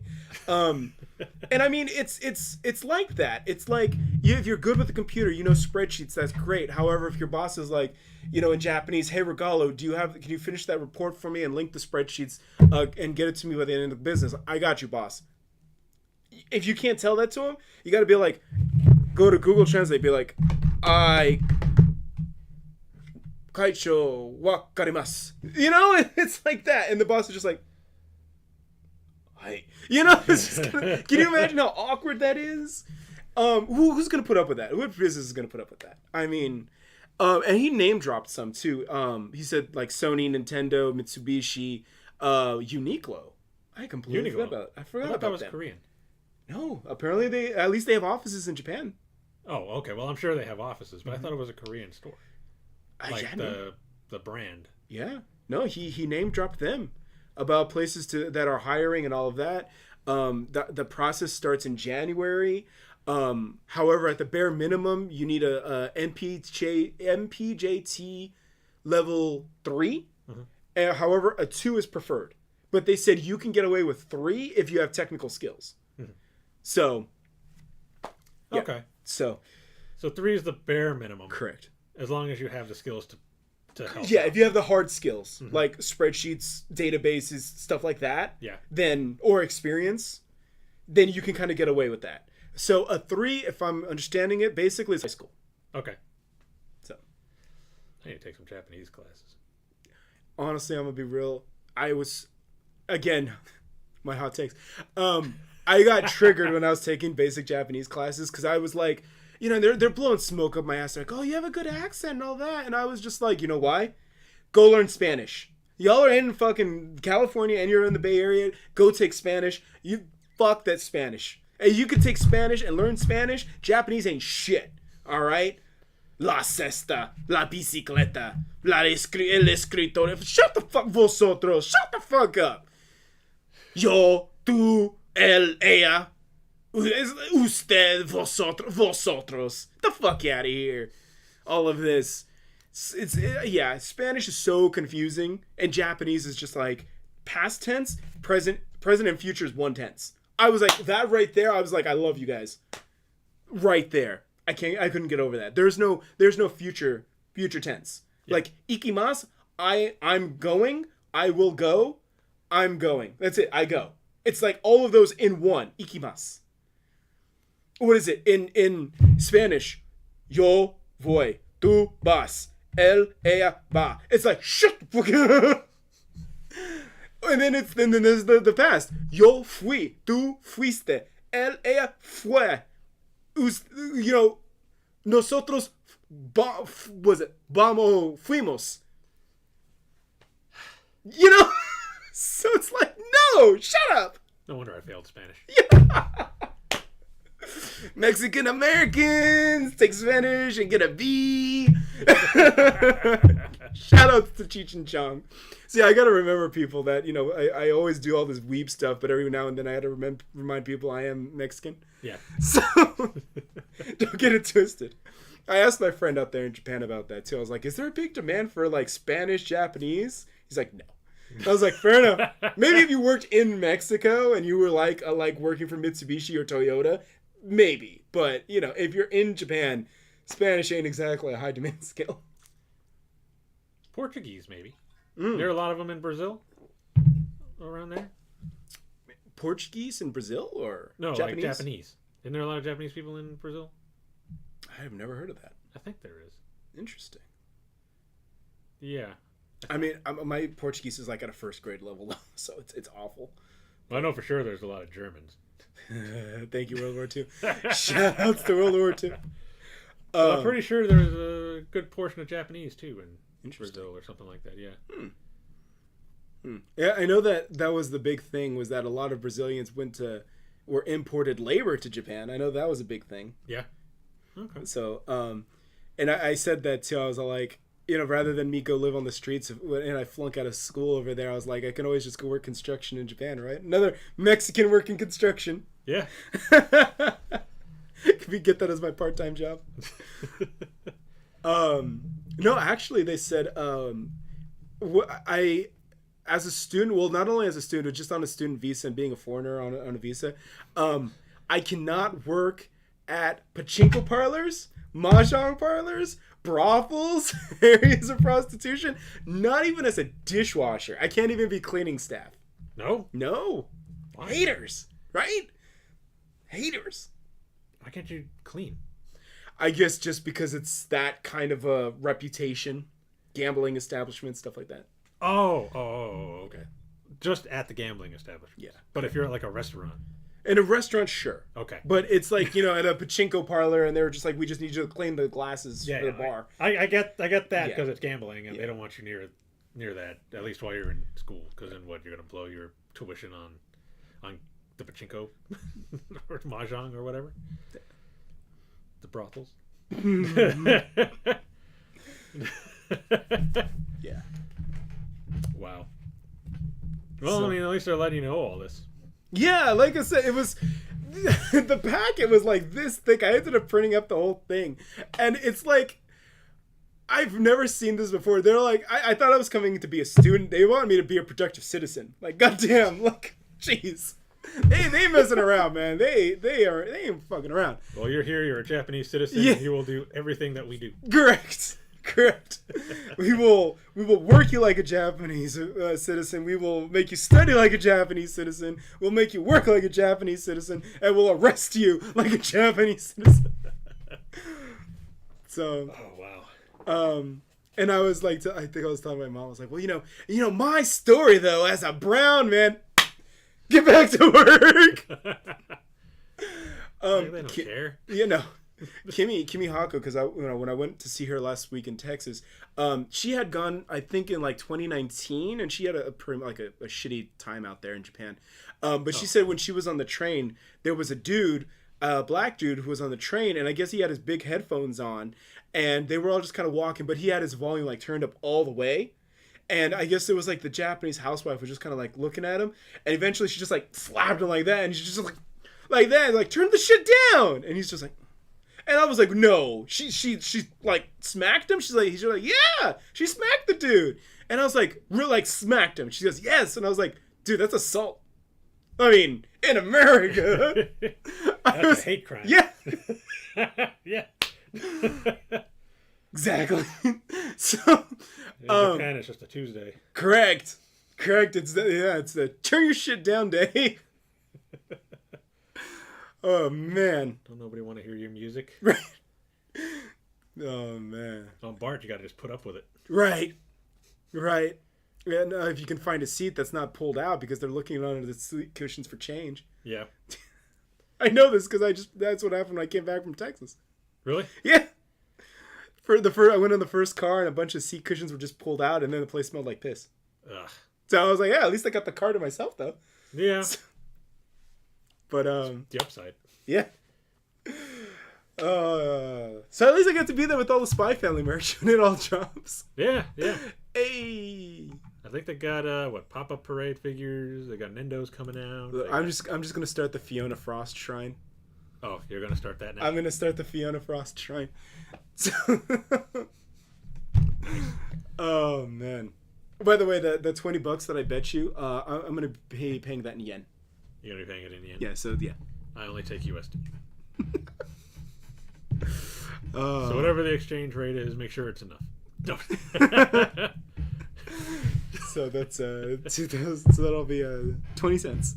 20 cents. Oh man. Yeah, man. Yeah. So it's exciting. It's a lot of bureaucracy and a lot of work to go. And what's funny is that I said that, I don't have a whole lot to talk about, and then it got completely derailed. Yeah, but hey, that was an hour and a half of content right there. Yeah. I mean, it's so fascinating because it's, again, you have these ideas, these preconceptions, these expectations, and then when you go through the system, when you do get on the other side, and again, like you said, there's a bunch of people on YouTube who've all done this. And now it's like, I hear you, I've seen a couple, now it's like, I'ma do it. And I like to present myself as someone who, quote unquote, keeps it real. Yeah. Did I show you the video of greetings in Japan? No.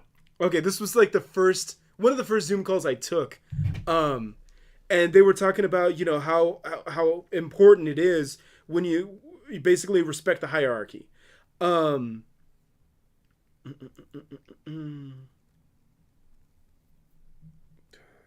Taylor Swift. Taylor Swift. Here we go. Okay.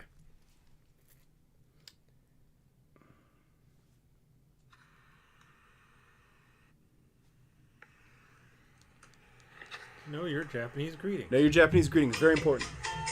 So I've hit play. Ohayou gozaimasu. Good morning. Ohayou. Ohayou gozaimasu. Ohayou gozaimasu. What's happening, bro?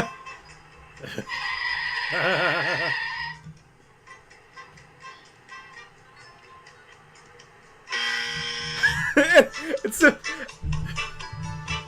Greetings are very important. At work, speak using formal Japanese with your coworkers and especially your boss.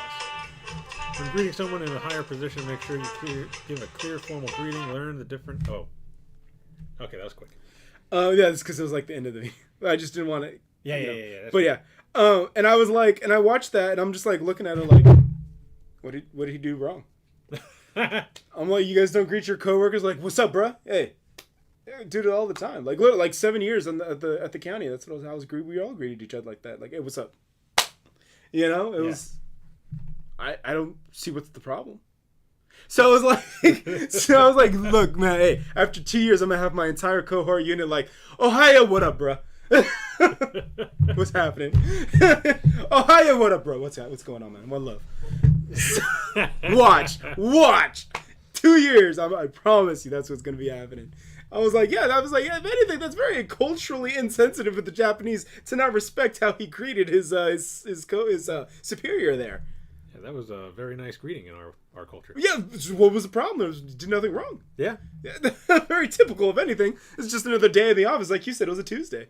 Not only did he ignore him, he left him hanging. Yeah, rude. Had his hand up and everything. He's like, and like you said, it's a hate crime now. Yeah. Because he's black. That's why he didn't. Just ignore him like that? Just to deny his existence? All right. And his suffering and his story? His story. Not his ancestors, just his. Again, that was always my concern, and I told all my friends this. I was like, that's what's gonna get me caught up over there is my sarcasm. I'm gonna be like just dropping jokes, and everybody's gonna be looking at me like, what? Like just like that guy, like. Don't shed a tear for me, by the way. There was when we were doing, I believe we were meeting our cohort. There was a classmate of mine. She's in England. Didn't have her visa.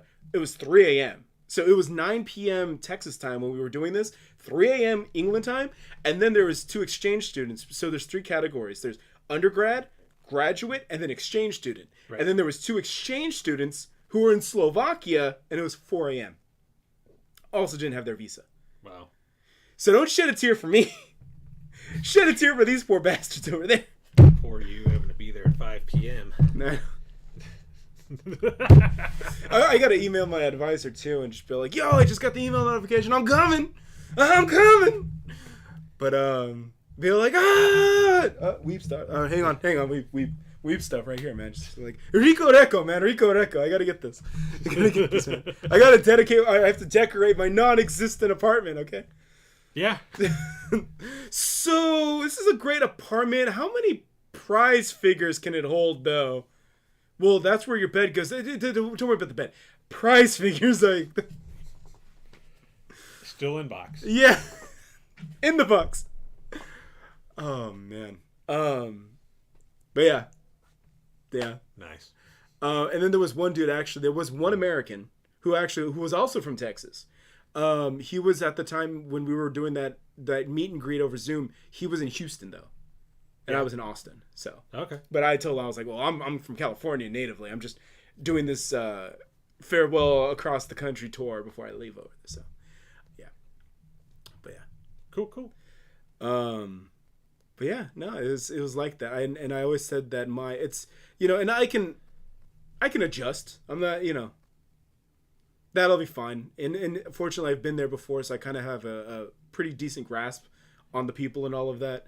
Obviously, again, being over there and doing it day after day is going to definitely be an adjustment. But I have seen what some of these people have said, listened to a couple of experiences. I talked with my friend for almost 3 hours, specifically about the culture differences and all of that, and she gave me wonderful advice. I've got to report back to her now, and she's a teacher, so she might even be asleep. She's got to teach them kids. Poor her. Yeah. But yeah, it's gonna be my take now. And like I said, I like to pride myself on keeping it real, trademark. And being schmarmy, being sarcastic, being from the Bay Area. A lot of things were given to me, a lot of things were taken for granted, and now I got to kind of do it from scratch. But I'm taking everything that I've come from, everything I've experienced, I'm taking it with me, and I'm just gonna be like, see what happens. Yep. So, yeah. Wow, you guys are getting this breaking news. I haven't even told my family yet. Roman's the first one to know, and anybody that's listened to this. Yeah. But, so, congrats. Hey, you coming to FGO Fan Fest? Oh yeah, when is that? Uh, August, right? Yeah, because it's beginning of the August, beginning or like second week of August. Usually it's the first or second week of August. Yeah. Okay. Yeah. So that'd be next year then. Yeah, it'll be next year for sure. Year 8. Anniversary. Yeah. Well, are they even going to be done with the game by then? Or at least they said that, well, the game's going to roll on. They're going to continue before or past Lost Belt. Yeah. Well, I think Lost Belt 7 is supposed to start in December or something. Something like that. And then if it's anything like Lost Belt 6, then it's gonna probably last a while. Yeah, that should be fine. There'll definitely be an 8th year. And they're not gonna go, well, Lost Belts are over. Bye, everybody. We're shutting down the servers. No. Thanks for the money. They're gonna wipe it like Princess Connect. Be like FGO reorder. Yeah. Fake ground reorder. FGO.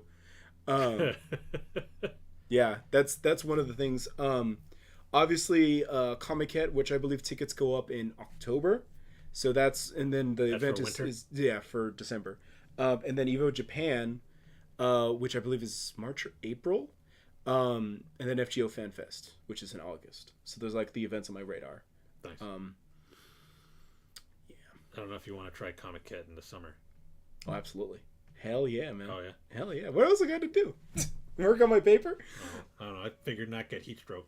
So, so actually, one of the things that specifically about the school and the actual reason why I'm over there, my purpose, not only do I have to do the paper, do the research, and all of that, basically, effectively what I've done every year of university, but if after the paper's been approved, graded, and be like, they're like, okay, cool beans, I actually have to present a defense of my paper against my advisor and one other professor in the course, I guess, right, in the program. And I thought that caught my eye. I felt that was very fascinating because that's, something that when you work with the professors, they'll be like, oh yeah, how you looking? It's like, oh yeah, I'm thinking about doing this. I'm thinking about that. They're great. Yeah. Check this out. This might be a good one. Okay, cool. I'm gonna do that. And be like, cool. All right. Well, that's pretty much it. That's how it's been when we've had consultations about, your final papers or final projects. But I've never actually had like somebody be like, you said on page 7, you were talking about so-and-so said this, and then this was your proposal. But how are you going to like pay for it? Or what was the funding? And they'd be like, well, as I said on page 9, the funding could come from blah, blah, blah, basically like that. Yeah. And I think that that's incredibly fascinating. Not necessarily that I'm going to argue with the professors, but I think that that's pretty like in depth. Like that makes you really think outside of the box. Yeah. And knowing that one of them is my advisor, my personal advisor, I think that he'll keep it real with me, especially since he's another American. But I think that that's pretty interesting. To be really to not half-ass it. I need to confirm what track I'm on, because the track that I'm on, if it's a policy paper or a thesis paper, have different implications. However, what's funny is I believe it was the policy. You need to write a 20-page policy paper, which is literally what I did a year ago for the internship.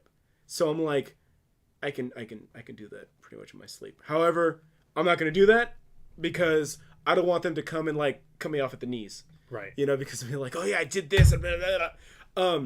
Effectively, my game plan is if I can knock out about a page and a half a week, specifically on Wednesdays, that's my game plan, is just dedicate Wednesdays to doing my paper. And then obviously other days of the week to just normal courses, normal coursework. You should be good to go. That's kind of the game plan. And then as a matter of fact, in October, they already want to know what am I thinking about making my paper on. And then in December, they actually want to have my outline. Okay. So again, there's no breathing room. This is hit the ground running. They're like, we don't give a fuck if you're working out of a hotel. You better start working on this now. But the new season of Anna, Spy Family, got to work. Japan. Oh, I don't get to see Fiona Frost. Watch Anya when you're asleep. So, funny enough, when I was at SFO Airport, because I took the red eye from SFO to Austin. Right. I had actually missed orientation. I made this big old talk. I was like, oh, I got to do orientation. I was like, oh, shit. I forgot the time difference. Yeah. That's what, 2 hours? Yeah, no, Oh, in Japan. yeah, the Japanese time difference. So this was like at midnight. And so I completely botched it. I completely screwed this up. Fortunately, they recorded it, and so I was able to watch the VOD. However, when this rolled around, I actually did this virtual welcome lunch. Yeah. I did that at SFO Airport. And so it was funny because they just got a bunch of different people. They put us up into different rooms and all of that, and different peer advisors. And, you know, basically the peer advisors introduced themselves, and then all the other students, it was about like 15 of us maybe. We all introduced ourselves, said a little bit about us. The first like 2 people, Madoka bless them, they were like, oh, I'm so-and-so, I'm from here. In my spare time, you know, I like to cook and watch movies. Yeah, great. And they were like, cool, all right, next person. And then the next person's like, yeah, I also like to cook and take photos. It's like, okay, cool, yeah, welcome. The third person's like, did they not want to seem like a weeb? Third person, yeah, I'm here, I'm in so-and-so course, and yeah, I like anime. It's like, cool, oh yeah, and then the other guys are like, yeah, I'm also here for the anime. They're like, the peer advisors, they were like, yes, okay, everyone's here for the anime. Who here is for the anime? Just me. It's like, okay, so everyone's here for the anime. Look at Japan, what did you expect? I know, it's you know, it's so funny that it took them. They actually wanted to ban isekai. Remember that when they said that? When was it Kodansha or Kodokuwa? When they were like, when they kept all of the entrants for the light novel contest were all just isekai. Yeah. And they were like, okay, we're gonna cut the shit. We're not publishing more than 20. And then, you know, obviously we're experiencing the silver age of anime and manga right now and light novels. And they were like, okay, not only is that we're taking that rule away, we're putting out like 46 series a year minimum. Oh man, and trust me, I was gonna make that joke too. I wasn't sure. I don't know if it was gonna be here, but I was making that reference that the She-Hulk is going on, and everyone's kind of like irritated at it, and it's like, man, if only we had like a strong, empowered female, and she was cute and funny. And I'm just here watching Rico Recco, and I'm like, not only that, kind of gay, very Yuri, very Yuri. And it's like, oh, only we had strong, empowered females. Ooh, and they were cute. Ooh, and they were funny. Ooh, and I'm like, Rico Recco? Really? Well, they can't even be cute. No. They gotta look mannish. Yes, you are correct. So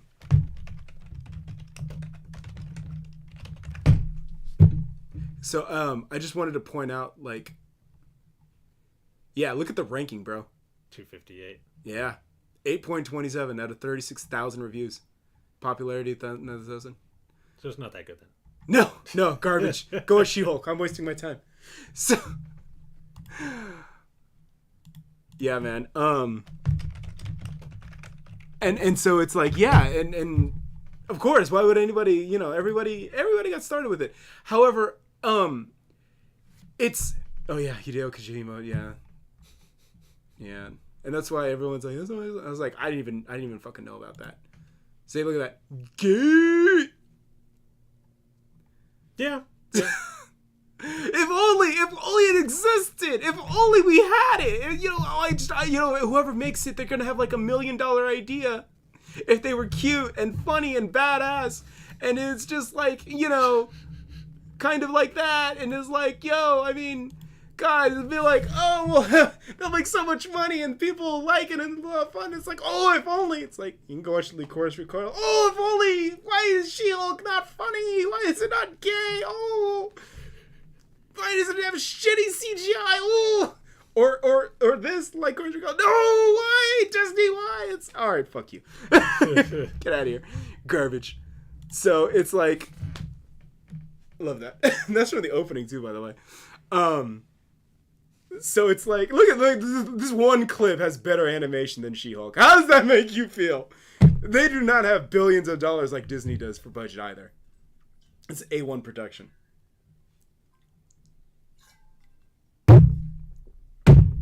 But yeah, So yeah, so everybody's a weeb. And I'm not gonna lie, when I do get over there, because they were also talking about the clubs and all of that. Funny enough, to go and join any of the sports teams, all their sports teams are all varsity. So if you're not like pretty much almost pro level, and you need to be Japanese, they were like, if you don't speak Japanese though, they could kind of make an exception if if you've played like at the college level or university level and all that. Right. However, they were like, the coaches are Japanese. So if you don't understand what the coaches are yelling at you, then they were like, there's going to be a problem. But if you're good at it, we'll put you on the team. And even the weightlifting, though, was all varsity. And I was like, oh, man, I just wanted to use the gym. But then I was like, the only club that I seriously, honestly, and it's not an anime club, that I was interested in was cooking. Cooking? Yeah.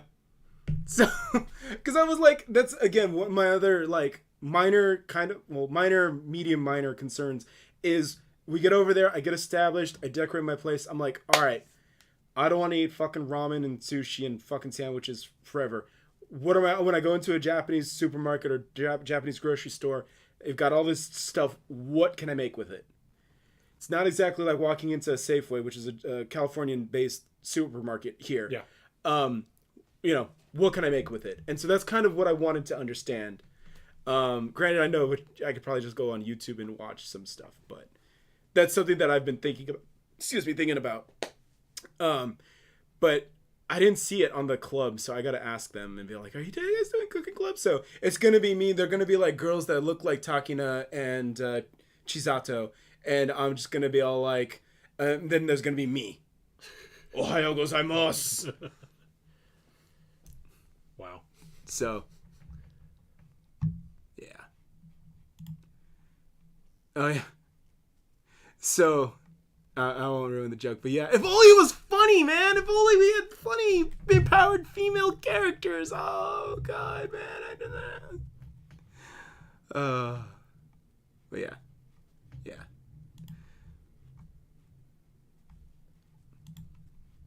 She's great. If only it was funny. Ah! Yeah. But yeah. Yeah, man. I want to, yeah. So, like, I wanted to learn how to cook and with what I have available. And I know my mom and my other friend, too, that was giving me Japanese life advice. She's all like, oh, Costco's great, too. And I was like, I don't want to go to Costco. And then on top of this, she also tells me, too, what it was a big stigma is when you come on and you're, like, on the train and you have, like, arms full of crap. They're like, what's wrong with you? It's moderate yourself, And I'm like, that's where you go to Costco, though, to get 20 gallons of mayonnaise and 15 rolls of toilet paper. Why else would you go to Costco? Yeah. But my friend says, oh, well, ironically enough, Costco has the best pizza in Japan because it's literally just Costco pizza. Yeah. I mean, it's Kirkland. Yeah. That doesn't change. Like $9. Right? Yeah. It was like 16 inches or whatever. Yeah. Okay. Yeah. We get those every once in a while. Yeah. I have a Costco card, so. And it worked in Japan. Yeah. It's worldwide, right? Mm-hmm. Any store. Mm-hmm. Yeah. Nice. All for $60. Yeah. Go watch Rico Recco. Okay. You won't regret it. I'll check it out. But yeah. Yeah. So I've been going off for like 2 hours. What do you got? You still want to talk about your topics? Go for it. Well, I think if I try talking about One Piece, I can't do One Piece. I have too much stuff. Oh, for reals? Yeah. Oh, shit. I will say, though, that, did you see what they were doing for Red? Because another friend of mine, he brought it up that, they were giving away a fruit thing for the popcorn holder. Have you heard about that? No. Let's see if I can find it. Sorry, Rico Recco. It's like, I guess it was something that they were doing in the movies for One Piece Red. And then it was like, I guess it was the double fruit holder. Oh, I did see a picture of this. I didn't know it was for the movie though. $70. Well, okay, I guess because it's only in Japan. So it's been out but the movie's been out for a while now, right? I think pretty much the month Or is it? Oh, is it free? Or is it even? It's probably not that big. I don't know. Oh, it's about as okay. No, that's a Banpresto. Oh, That's not the one that they give you at the theater. You need to see somebody holding it, like actually at the theater. mm-hmm. I have that one. This one? The one above it. This one? Yeah, I have that one. Okay. I got that from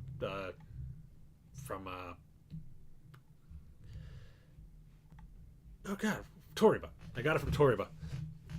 All right, I'm gonna, if I can find it, that's gonna be like the first thing I'm looking for when I get out there. But yeah. Oh, they got a Thousand Sunny thing too.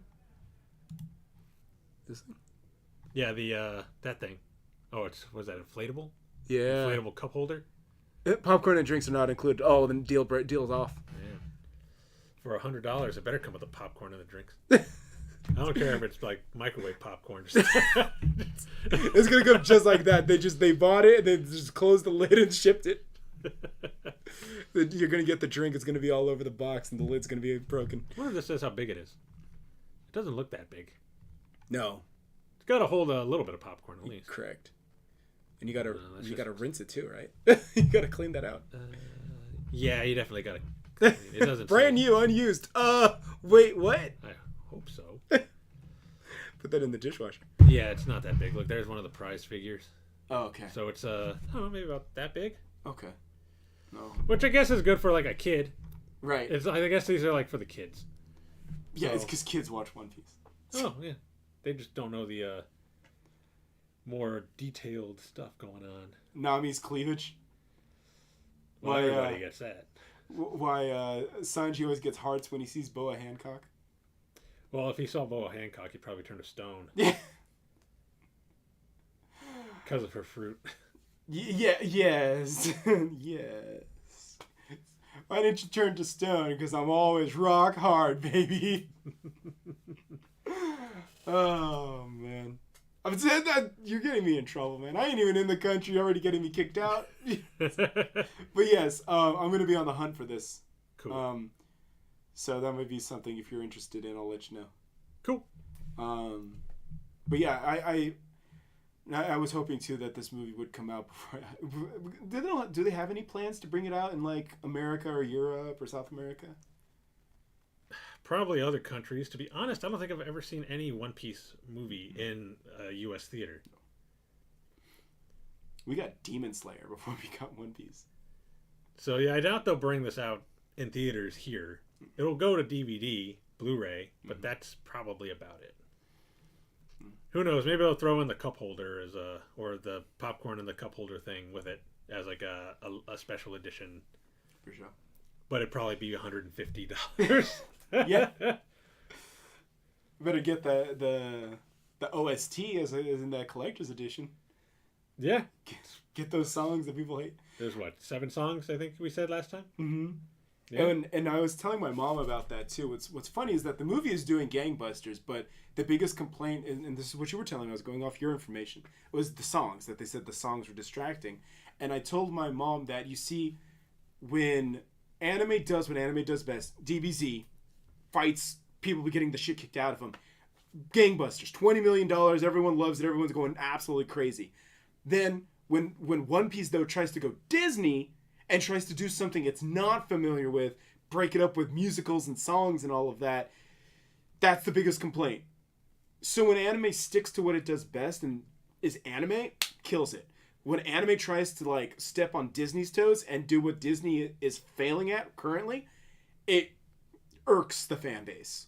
It irks the longtime fans. They're like, the shit is this. So the moral of the story is anime just needs to keep doing what it's doing because it's winning. Yeah. You're looking at me. You're looking at me.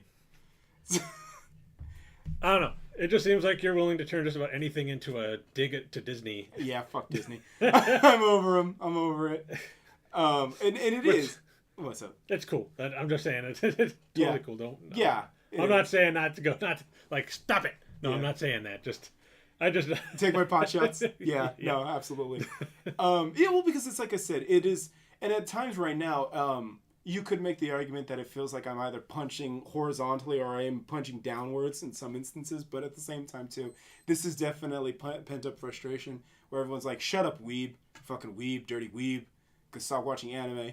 And now I'm like, not only am I about to go into the country, I'm also going in under the master's degree, and I've got a job in hand, and I'm a fucking weeb. So it's like, you know, this isn't, I don't feel like this is punching down or punching horizontally. This is doing a fucking rising shoryuken. And you can suck my nuts. So, and, you know, what it is too is I feel bad for people that, again, took advantage of all of this. They infiltrated and now they're just wrecking everything. You know, people like you, Moon Knight fans, it's just you guys got done dirty. And anime just kind of like, just chugged along. Did you watch Bullet Train yet?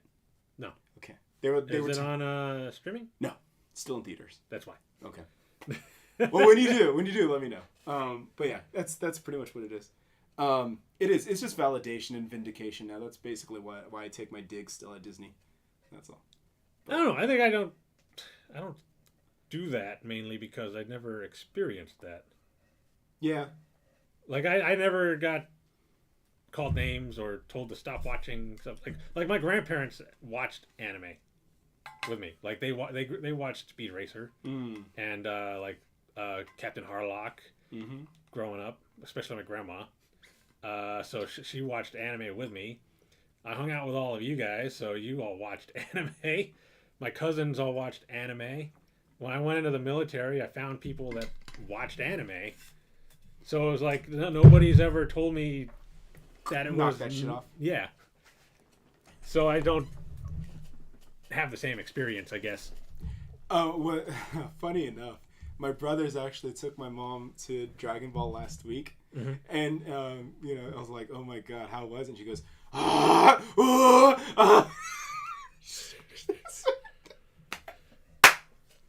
I was like, "Okay, yeah." I was like, "Congratulations, you're a weeb." So was that her liking it? Yeah, she's like, I liked it. She's all like, and she's like, this is what you told me to go watch. And your brother's like, yeah, he's gonna be living in this. So she's like, I better go get exposed to it. And she got exposed to Dragon Ball, a series you don't like. I mean, but it's ironically enough in 2022, it still is the stepping stone show. It's still. It was her with limited exposure to anime. Still, the first like anime, full-fledged anime she has seen is Dragon Ball Z. And all my bitching and whining about how it grated me, always repeating. Still was a stepping stone anime for a lot of weebs, myself included. Definitely me. Yeah, you can't get away from it. You can't escape it. It's just that influential. And I give it that. So I just felt that was so funny that even here, like I said, in the modern day, that's still how she got started. And she's all like, oh, I guess she liked Pan. Oh, the daughter. Yeah. Gohan's daughter. Yeah. Because she was the prominent figure in that. And then she's all like, oh yeah, when she's like, Papa, Papa. And so she's all like, you know, because I guess Gohan is a respectable father figure, and I was like, well, his dad wasn't, but you know. What? Don't talk to Piccolo about Piccolo like that. Sorry. His stepdad. His stepdad was his secondary father was went out for the Dragon Balls and never came home. Yeah. But yeah. Yeah. Was my cousin went and saw that last weekend. I was gonna go, but I didn't have the money, so I was like, I'll probably wait till it's available on like one of the torrent sites. Gee, don't forget to turn your VPN on. Yeah. They watched it in JP dub too. Oh, did they? Yeah, I was surprised because the last one that came out a couple of years ago was only primarily in English. The Brawley one. Yeah, but that was also the Vic one too. So. Yeah, I saw that one in English, which I was a little like, why didn't we see the dub? Or like the sub one. And I had a few complaints about the dub, but it was still pretty good. Especially Brawley. I thought Rest he was... in peace. Yeah. Brawley was the, I guess, standout voice role in that, despite the fact that he mostly did screaming. But I didn't think it was as bad as it usually is. Maybe because they had more of a budget. They told him actually act. Although earn your paycheck. Although Sean was still pretty bad. Goku. I always get upset when I'm online and I see people bad mouthing the Japanese VA for Goku, and I'm like, well, it's not like our English one is much better. Like they should have stuck with the ocean dub guy. He was good. Same with Vegeta. Stick with his ocean dub guy. Because what is the guy's name that plays Vegeta? Oh God, this is the casting couch guy. Yeah, that guy. Yeah, I know who you're talking about. Sean Shammel's Goku, but then the other guy. I think he does Piccolo too. Yeah, I think so. Either way, that guy. Yeah, I know who you're talking about though. Yeah. I still don't like his voice for Vegeta. I'm like, you are not Vegeta. I don't care how long you've been playing the role. The ocean dub dude was much better. But he doesn't beat the Japanese VA, so.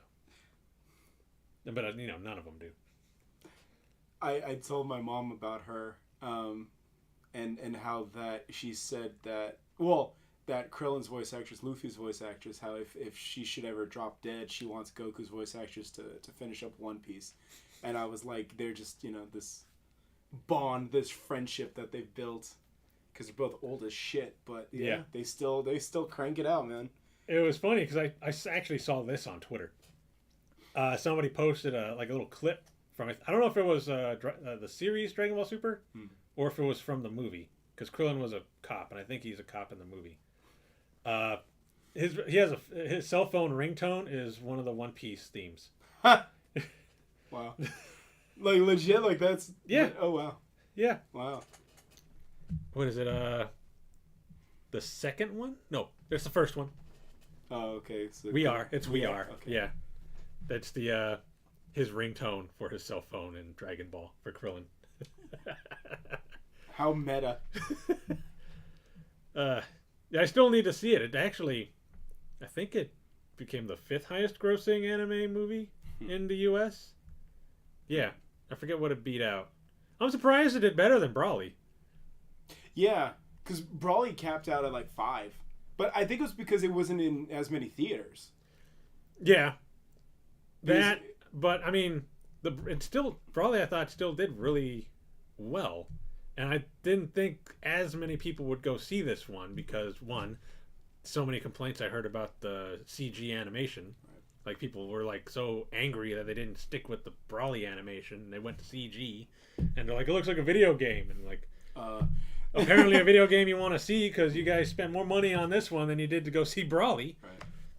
Probably because it was all mostly about Gohan and Piccolo and them actually doing something this time, which everybody has been saying they need to focus more on them at times than Goku and Vegeta, which I can understand, especially after what they did with Gohan. He's just like, he doesn't do much anymore.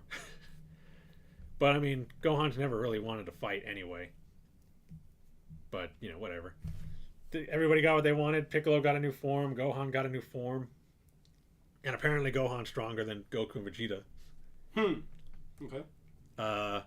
I mean, he was, though, at one point in DBZ, right? Twice. Yeah. When they fought Cell, right, when he became Super Saiyan 2, because he was the first one to do it. And then in the Majin Buu saga, when he became, was it Mystic Gohan? Yeah, when he got the form where he didn't have to transform, where he just, all of his power was out. Yeah, he was way stronger at that one because he was actually beating Super Buu. So, and then he got absorbed. And then he stopped training and he lost that, so he has to become Super Saiyan again. Got it. So, yeah, because everything always comes to him not training. He got that Rocky effect. He went home and became a family man. Yeah. Like, was it the Majin Buu saga?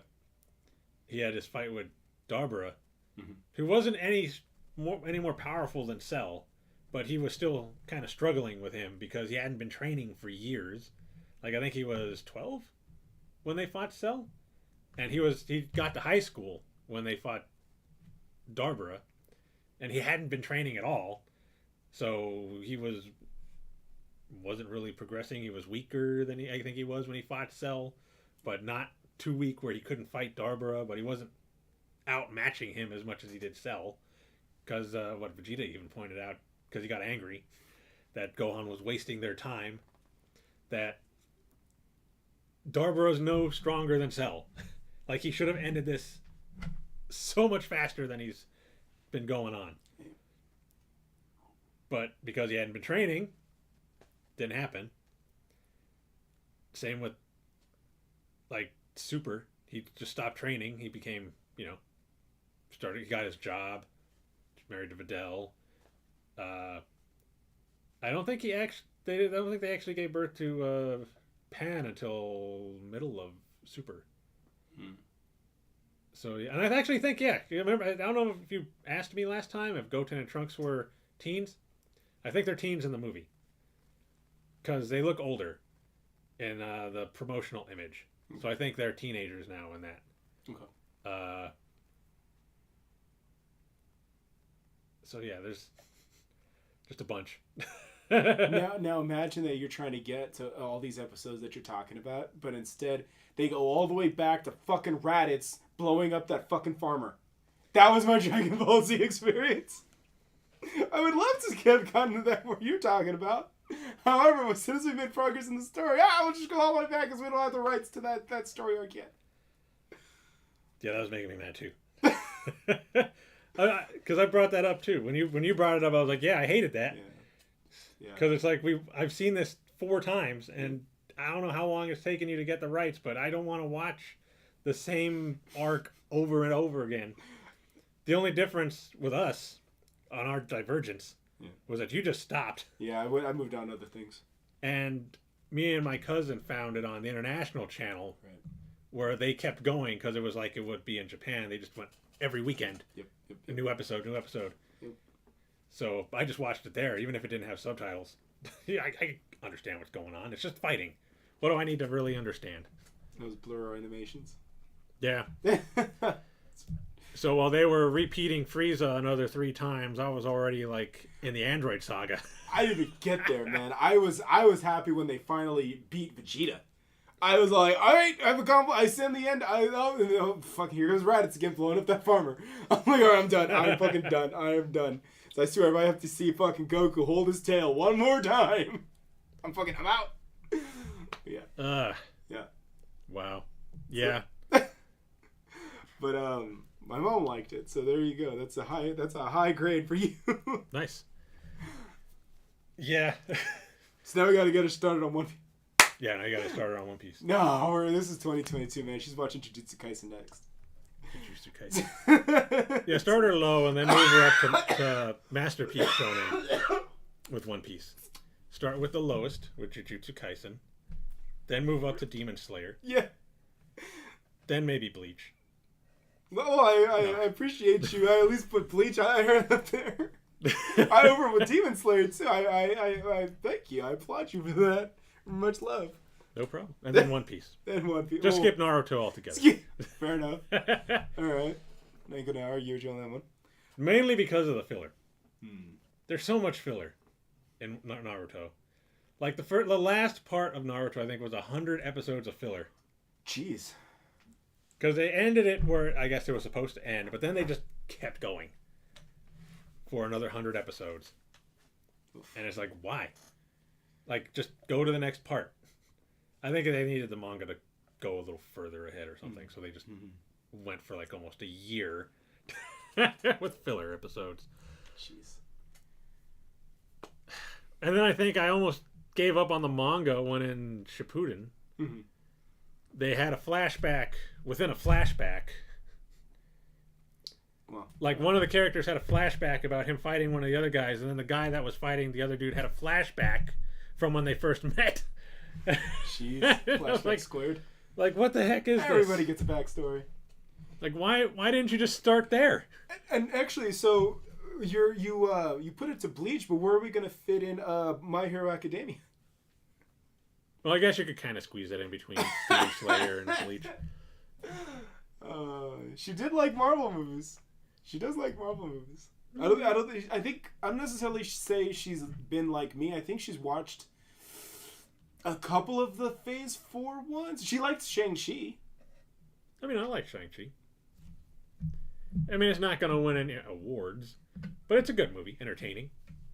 She was which, before you say anything, is all I really look for in a movie, is whether it's entertaining to me. Sure. So yeah, no. And you can't say that I'm just saying this about every movie because I didn't like Thor.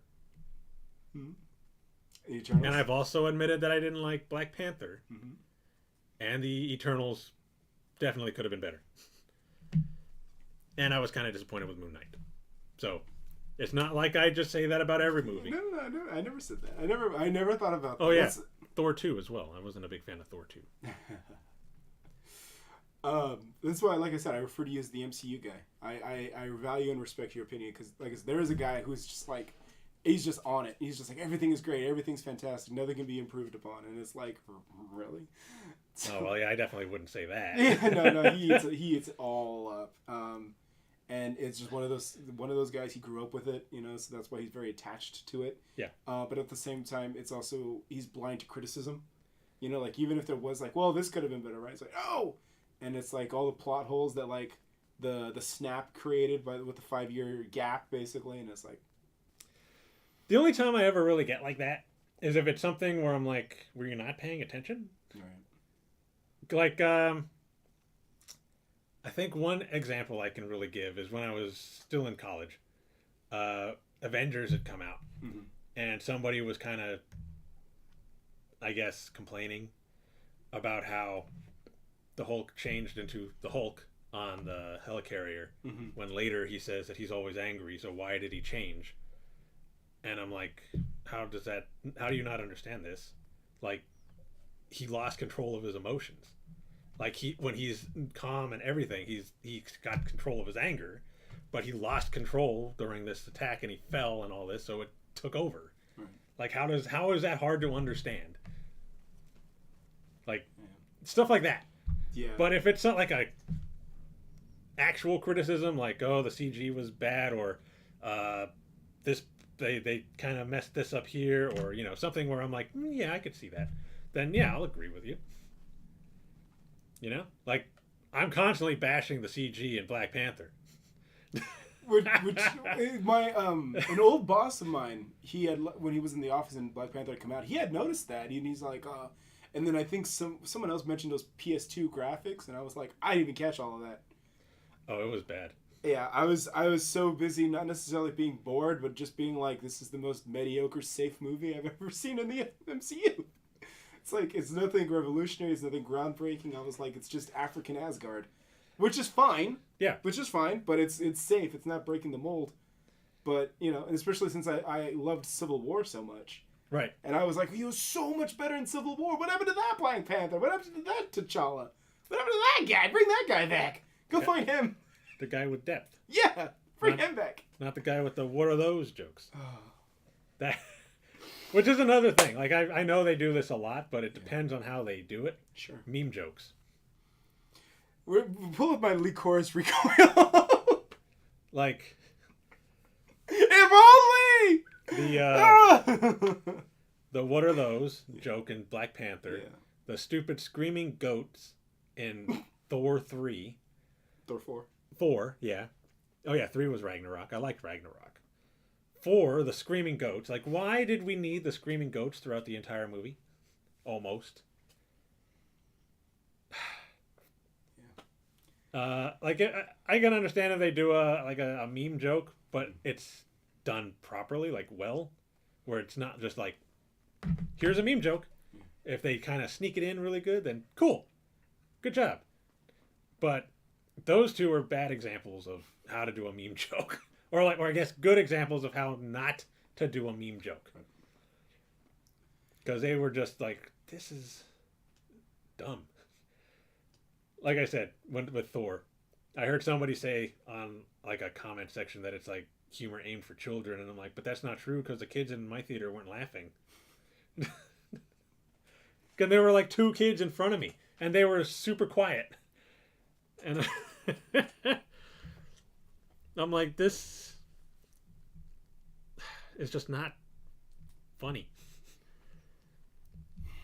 And like I said, it's like it had a couple of haha jokes, like kind of chuckle here and there, but not like bellowing laughter. But for the most part, it was like this. That's, I like I said, I'm checked out, and we don't have it now, but we had the October list of shows that are coming out, everything that's out right now, and then I still am gonna try to watch some of that stuff from last season. I don't know how I'm gonna do it now, that's why I've checked out of MCU. I sent you the picture, right? The guy who was like the guys that have stopped watching MCU after Endgame. Did I send that to you? No. All right, here you go. It's basic. It's nothing fancy. But here you go.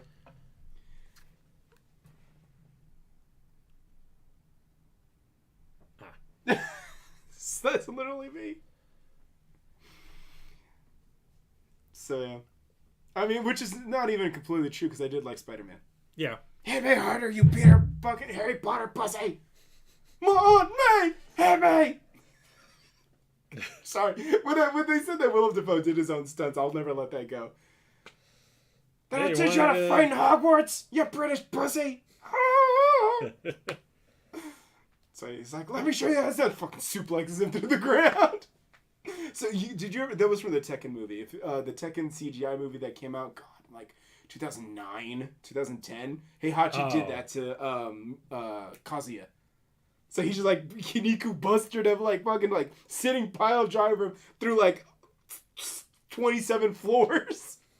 And so I was just getting vibes of that when he fucking just like fucking power bombed him through all the floors. And I was like, this is great. That was an awesome scene. Yeah, and then when they said that, oh, he did his own stunts, I was just like, there you go. Is that all you got? I think he asked to do them. Like, they weren't going to let him, but he said, no, I want to do them. Because it would make it look more real. Yeah. If I'm actually the one doing these. Hey, there you go. Look what happened. I liked it. So, yeah. And yeah, that's, yeah. So yeah, no, so that's like the opposite of you. So it's not that I'm completely a stickler or completely just being like, oh, it sucks, Disney made it, oh, it sucks. It's like, no. When it's stuff that genuinely interests me, I'll give it an honest shot.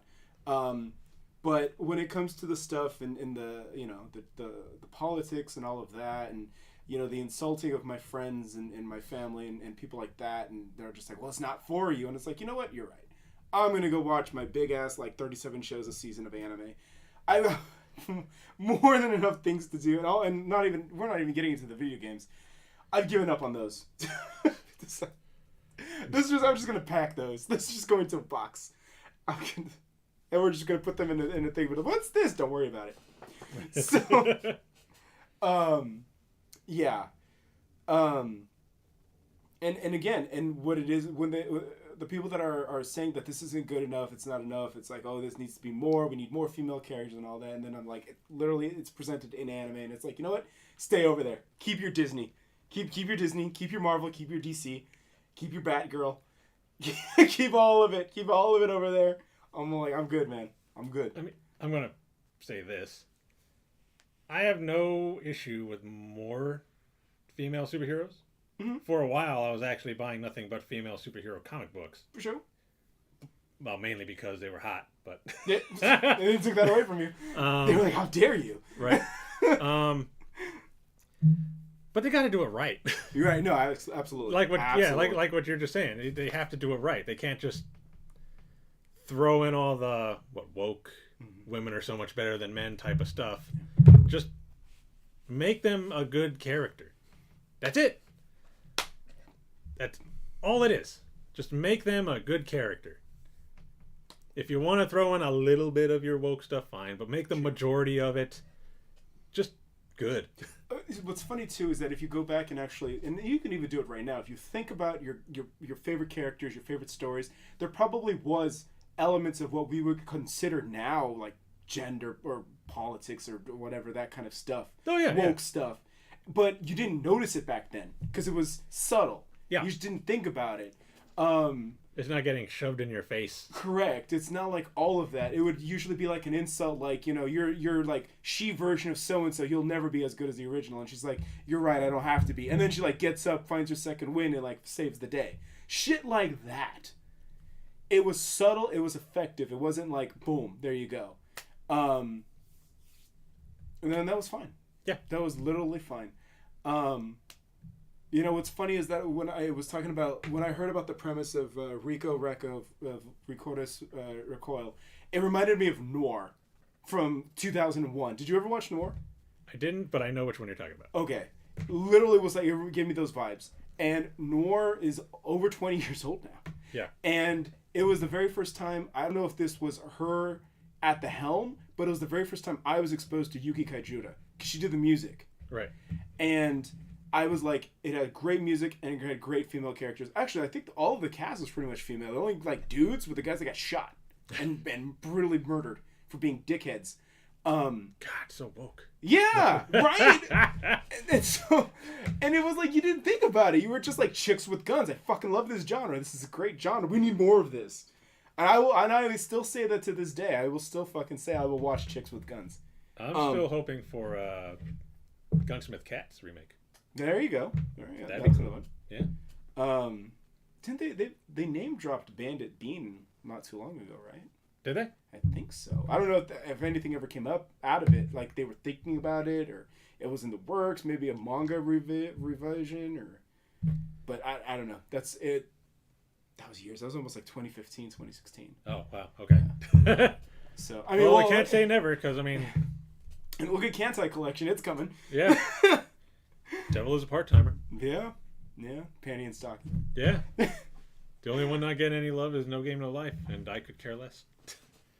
It'd be kind of awkward now because they're married, Yoshitsugu and Kayano Ai. So. Oh, are they? Yeah. Sora and Shira. Ah. But funny enough, Yoshitsugu is the main bad guy in Reclars. So, and you know, you put him up against anybody, then they'll all look good. Yeah. So, not to say that Koshi Mizuami isn't a great voice actress herself. So, if I remember right, she was also Ryuko from Kill la Kill, among like a million other things. But yeah. Yeah. I believe so. But, yeah. Which one was that in Kill la Kill? Ryuko, the main character. Oh, Ryuko. okay. Yeah. Shows how much I paid attention. Yeah, to that fair enough. I think I only got like 10 episodes in or something. That sounds about right for me too. Oh well. Yeah. That's empowered female characters gone the wrong way. But yeah, no. Yeah, it's like that. What was it? I watched when I was watching a reaction to the Critical Drinkers review of Prey. Okay. Someone brought up, you know, the guy that was reacting brought up a comment he had gotten asking if, like, Sarah Connor or the chick from Alien were brought out Ripley? today. Yeah, Ripley. Would you call them woke? And he was like, no, because they were well-written characters. Correct. Yeah. Which is all you really need. You just need them to be written well, right? Have the story done well, and it won't be considered woke. And what's funny is that when you bring up those characters, for instance, let's take Sarah Connor. She went through training in between movies. Like from Terminator 1 to Terminator 2, she got gun training. She didn't stop doing what she was doing. And she was still a mom as well. So she had both masculine and feminine traits combined. She didn't let either one of those go. Yeah. And neither one of those was a weakness. They were all strengths. Like she was motivated to become a badass to protect her son. Because of what happened in the first movie. Correct. She knew what they were capable of, and she needed to be prepared. Correct. With Ellen Ripley in Aliens, not only was she trained by a dude who was military, which would be toxic masculinity out the ears, at the end, when she used the power mover, that was something she was specialized in, not even the military guys could do. So that's her using a unique strength to save the day. Yeah. And no one else could do that. Only she could. And she used that as a strength, as an effective technique to defeat the main bad guy. That's not a problem. That's great. That's great storytelling and development. And considering in the first movie where she was pretty much hiding the entire movie trying to not die. Right. Right. She wasn't like out there trying to fist fight the alien. Right, correct. And then she would have fist fought the alien, and this movie was made in 2022, and then she would just shake the acid off, or maybe like just lick the acid off her knuckles. Yeah. Oh man, go watch the recorders. But yeah. Yeah, I'll have to watch it. Yeah. But yeah. Yeah. So yeah, no, that's it's all interesting takes. And it was like, again, it was, you know, we have the advantage of being born in the 80s, raised in the 90s. So, and it sucks that a lot of these kids these days, they want to, hey, 3 likes. Nice. Glad you guys like it. I'm trying to give the mic back to Roman, but now I got my meeting in like 30 minutes. Yeah, we gotta cut this yeah, close it up. But yeah, man, it was a good take. And yeah, when I get on the other side, you know, I'll give you definitely more insight, more information on what it's like over there, merch and whatnot. But I think, especially now that I'm pretty much going to be here for another 2 weeks, we can get together one more time. I think we can fit in one more recording. Cool. Yeah. And then I can finally get what I want to say about One Piece off my chest. Yeah. Yeah. I apologize. I like I said, this was. It was unexpected. Yeah. Cool. I'm not gonna. Kind of expected. I knew that it was gonna come. And they had been blowing smoke up our asses too, ever since like last week when we started doing all these Zoom calls. They're like, "Oh, it's coming." As a matter of fact, they sent an email and said that since today was matriculation ceremony, normal policy is that if you're not with your visa secured and on campus 3 days before matriculation, normal policy is you get rejected. They return your fees, they revoke any visa status, even if it's in the mail. They're like, they cancel all of it, they send you back home. Or at least they revoke your visa status. You can stay as a tourist or whatever, but you got to get out. Right. And they said that that's normal policy. However, given what's going on, they were like, we're going to extend it to the 15th. And it was like, I immediately get on the phone with my mom, like, oh my God, Mom, they sent me this email. They're threatening to kick us out if we don't have our thing, and they're going to give us our money back. She's all like, good, let's go get a house with all the money back, with the refund. And so then the next day, though, they immediately responded back. They were like, okay, we know we sent that email out because we were following our policy. However, some of you guys had a meltdown that we're going to kind of take it back. And, you know, even if the 15th comes and you guys aren't here, we'll probably extend it anyways. And so don't worry, you know, and I was like, wow, they literally cried. They cried to the Japanese government so hard that the university was like, no, sorry, please don't cry. Please don't cry. Oh my God, I'm saying, okay, don't worry about it. Okay, we take it back. Don't. You can still come here. Yeah. And my mom was all like, yeah, somebody must have complained to the embassy. And I was like, it was so bizarre. Like, that was such a weird email to even send. But again, it's the Japanese culture. Don't give a fuck. You know what you can do with your feelings? There you go. That's what you can do. Right up your ass. So, yeah. So that's why when I got this notification, and for all I know, I could have just wasted 2 hours of your time with the mic working, and it's just a rejection letter. So they're like, yeah, we just want to let you know that your visa got denied for this and that reason. Which would be hilarious. But at that point, I'd just be like, I'm done. But yeah, no. I think that if it was a rejection letter, they wouldn't have sent it via DHL. They would just emailed me. Yeah. I would like to think that, but I don't, you know, like I said, I'm. They want to be dramatic. Yeah, I'm striking out so much with this university. And then they also, when I was in Texas, they didn't even receive my transcripts. No. My final transcripts that I had ordered in July. That had my graduated grades, my the degrees that I received. They emailed me, and then I called the third party that handles the transcripts and the diplomas, and I said, what the fuck? And they were like, oh, okay, well, I'll email the school. And I was like, can I get some kind of a verification? No. Can I get a receipt? No. Can I get an ETA? No. And I'm like, oh, they were good at this. So then I emailed the university back, and I told them, the next day I'm going to call my university, not some third-party asshat. I'm going to call the university directory and see what's up. And then they were like, oh, yeah, it looks like it might have got sent to the wrong address. So then I go and I'm all like, okay. And so then they're like, all right, what's the address? Yes, that's the one we have. We're going to send it out tomorrow. And I'll send you a screenshot. And so I took the screenshot. I sent it back to the university. I said, hey, they said that they got the wrong address. But they're going to send one out tomorrow. So please just let me know as soon as it gets there. And we'll go. Oh, and then my university, they go, well, it's like Spider-Man. You get one free. And it's like, one free? You fucked up. What do you mean talking about one free? What? Then don't screw it up. It screwed up the first time. Yeah. Telling you like, oh, well, you get one freebie. It's like, customer service. Oh, God, everything got ruined with Corona. But yeah. So it's been like that. That's why, like I said, I wouldn't be surprised if it's like, here's my visa, rejected. Fuck. I wouldn't be surprised at all.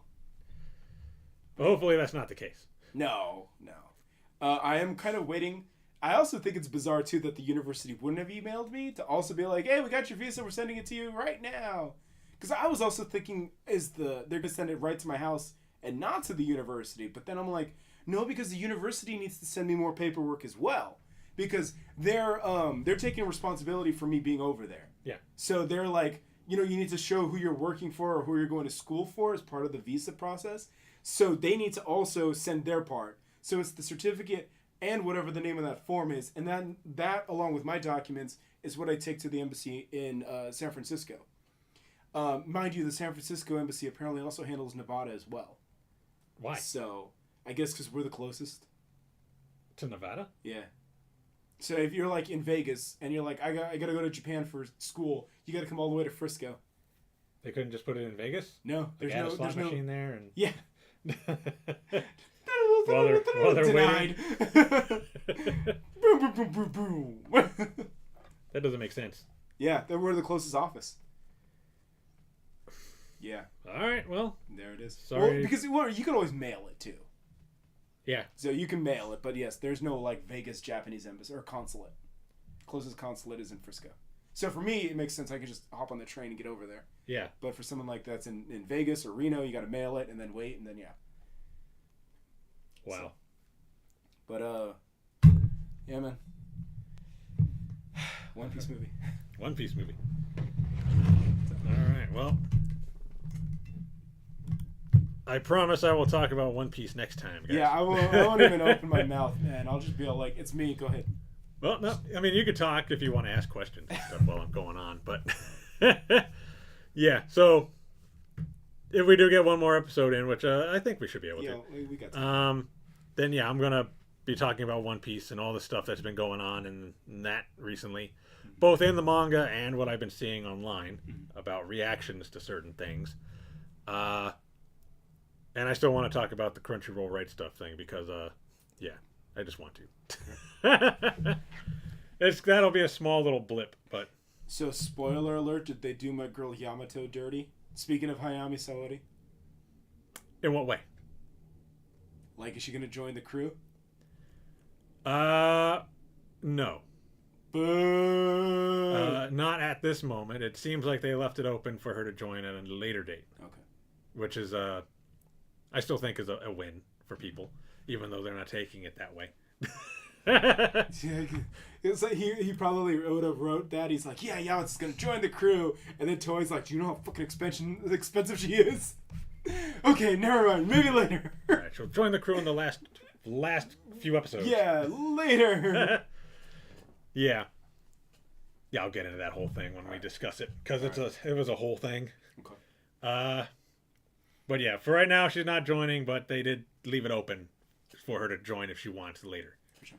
So there's still a chance. But yeah, you got your class in like 20 minutes, so. Yeah, well, this is another meeting. It's an optional meeting, but like I said, it's going to give me a lot of knowledge. These have been informative, and they're doing their best because it sounds like they really weren't prepared to do this stuff on Zoom. Oh, really? Yeah. So I am taking it in, and like I said, it's very informative, and it's also supplemented by the handbook that I was given. But yeah. So cool. But yeah, I'm gonna set up Zoom and yeah, we'll get in on it. All right. So look forward to the next one, guys. We'll One more. our I won't say last, but last while Sano is here. Yeah. Once we figure out his schedule, we'll start recording again. Mm-hmm. But you should possibly, maybe, potentially look forward to my streams. Yes. Because I do still plan on doing that when I get over my anxieties about it. All right. So until next time, bye. Later.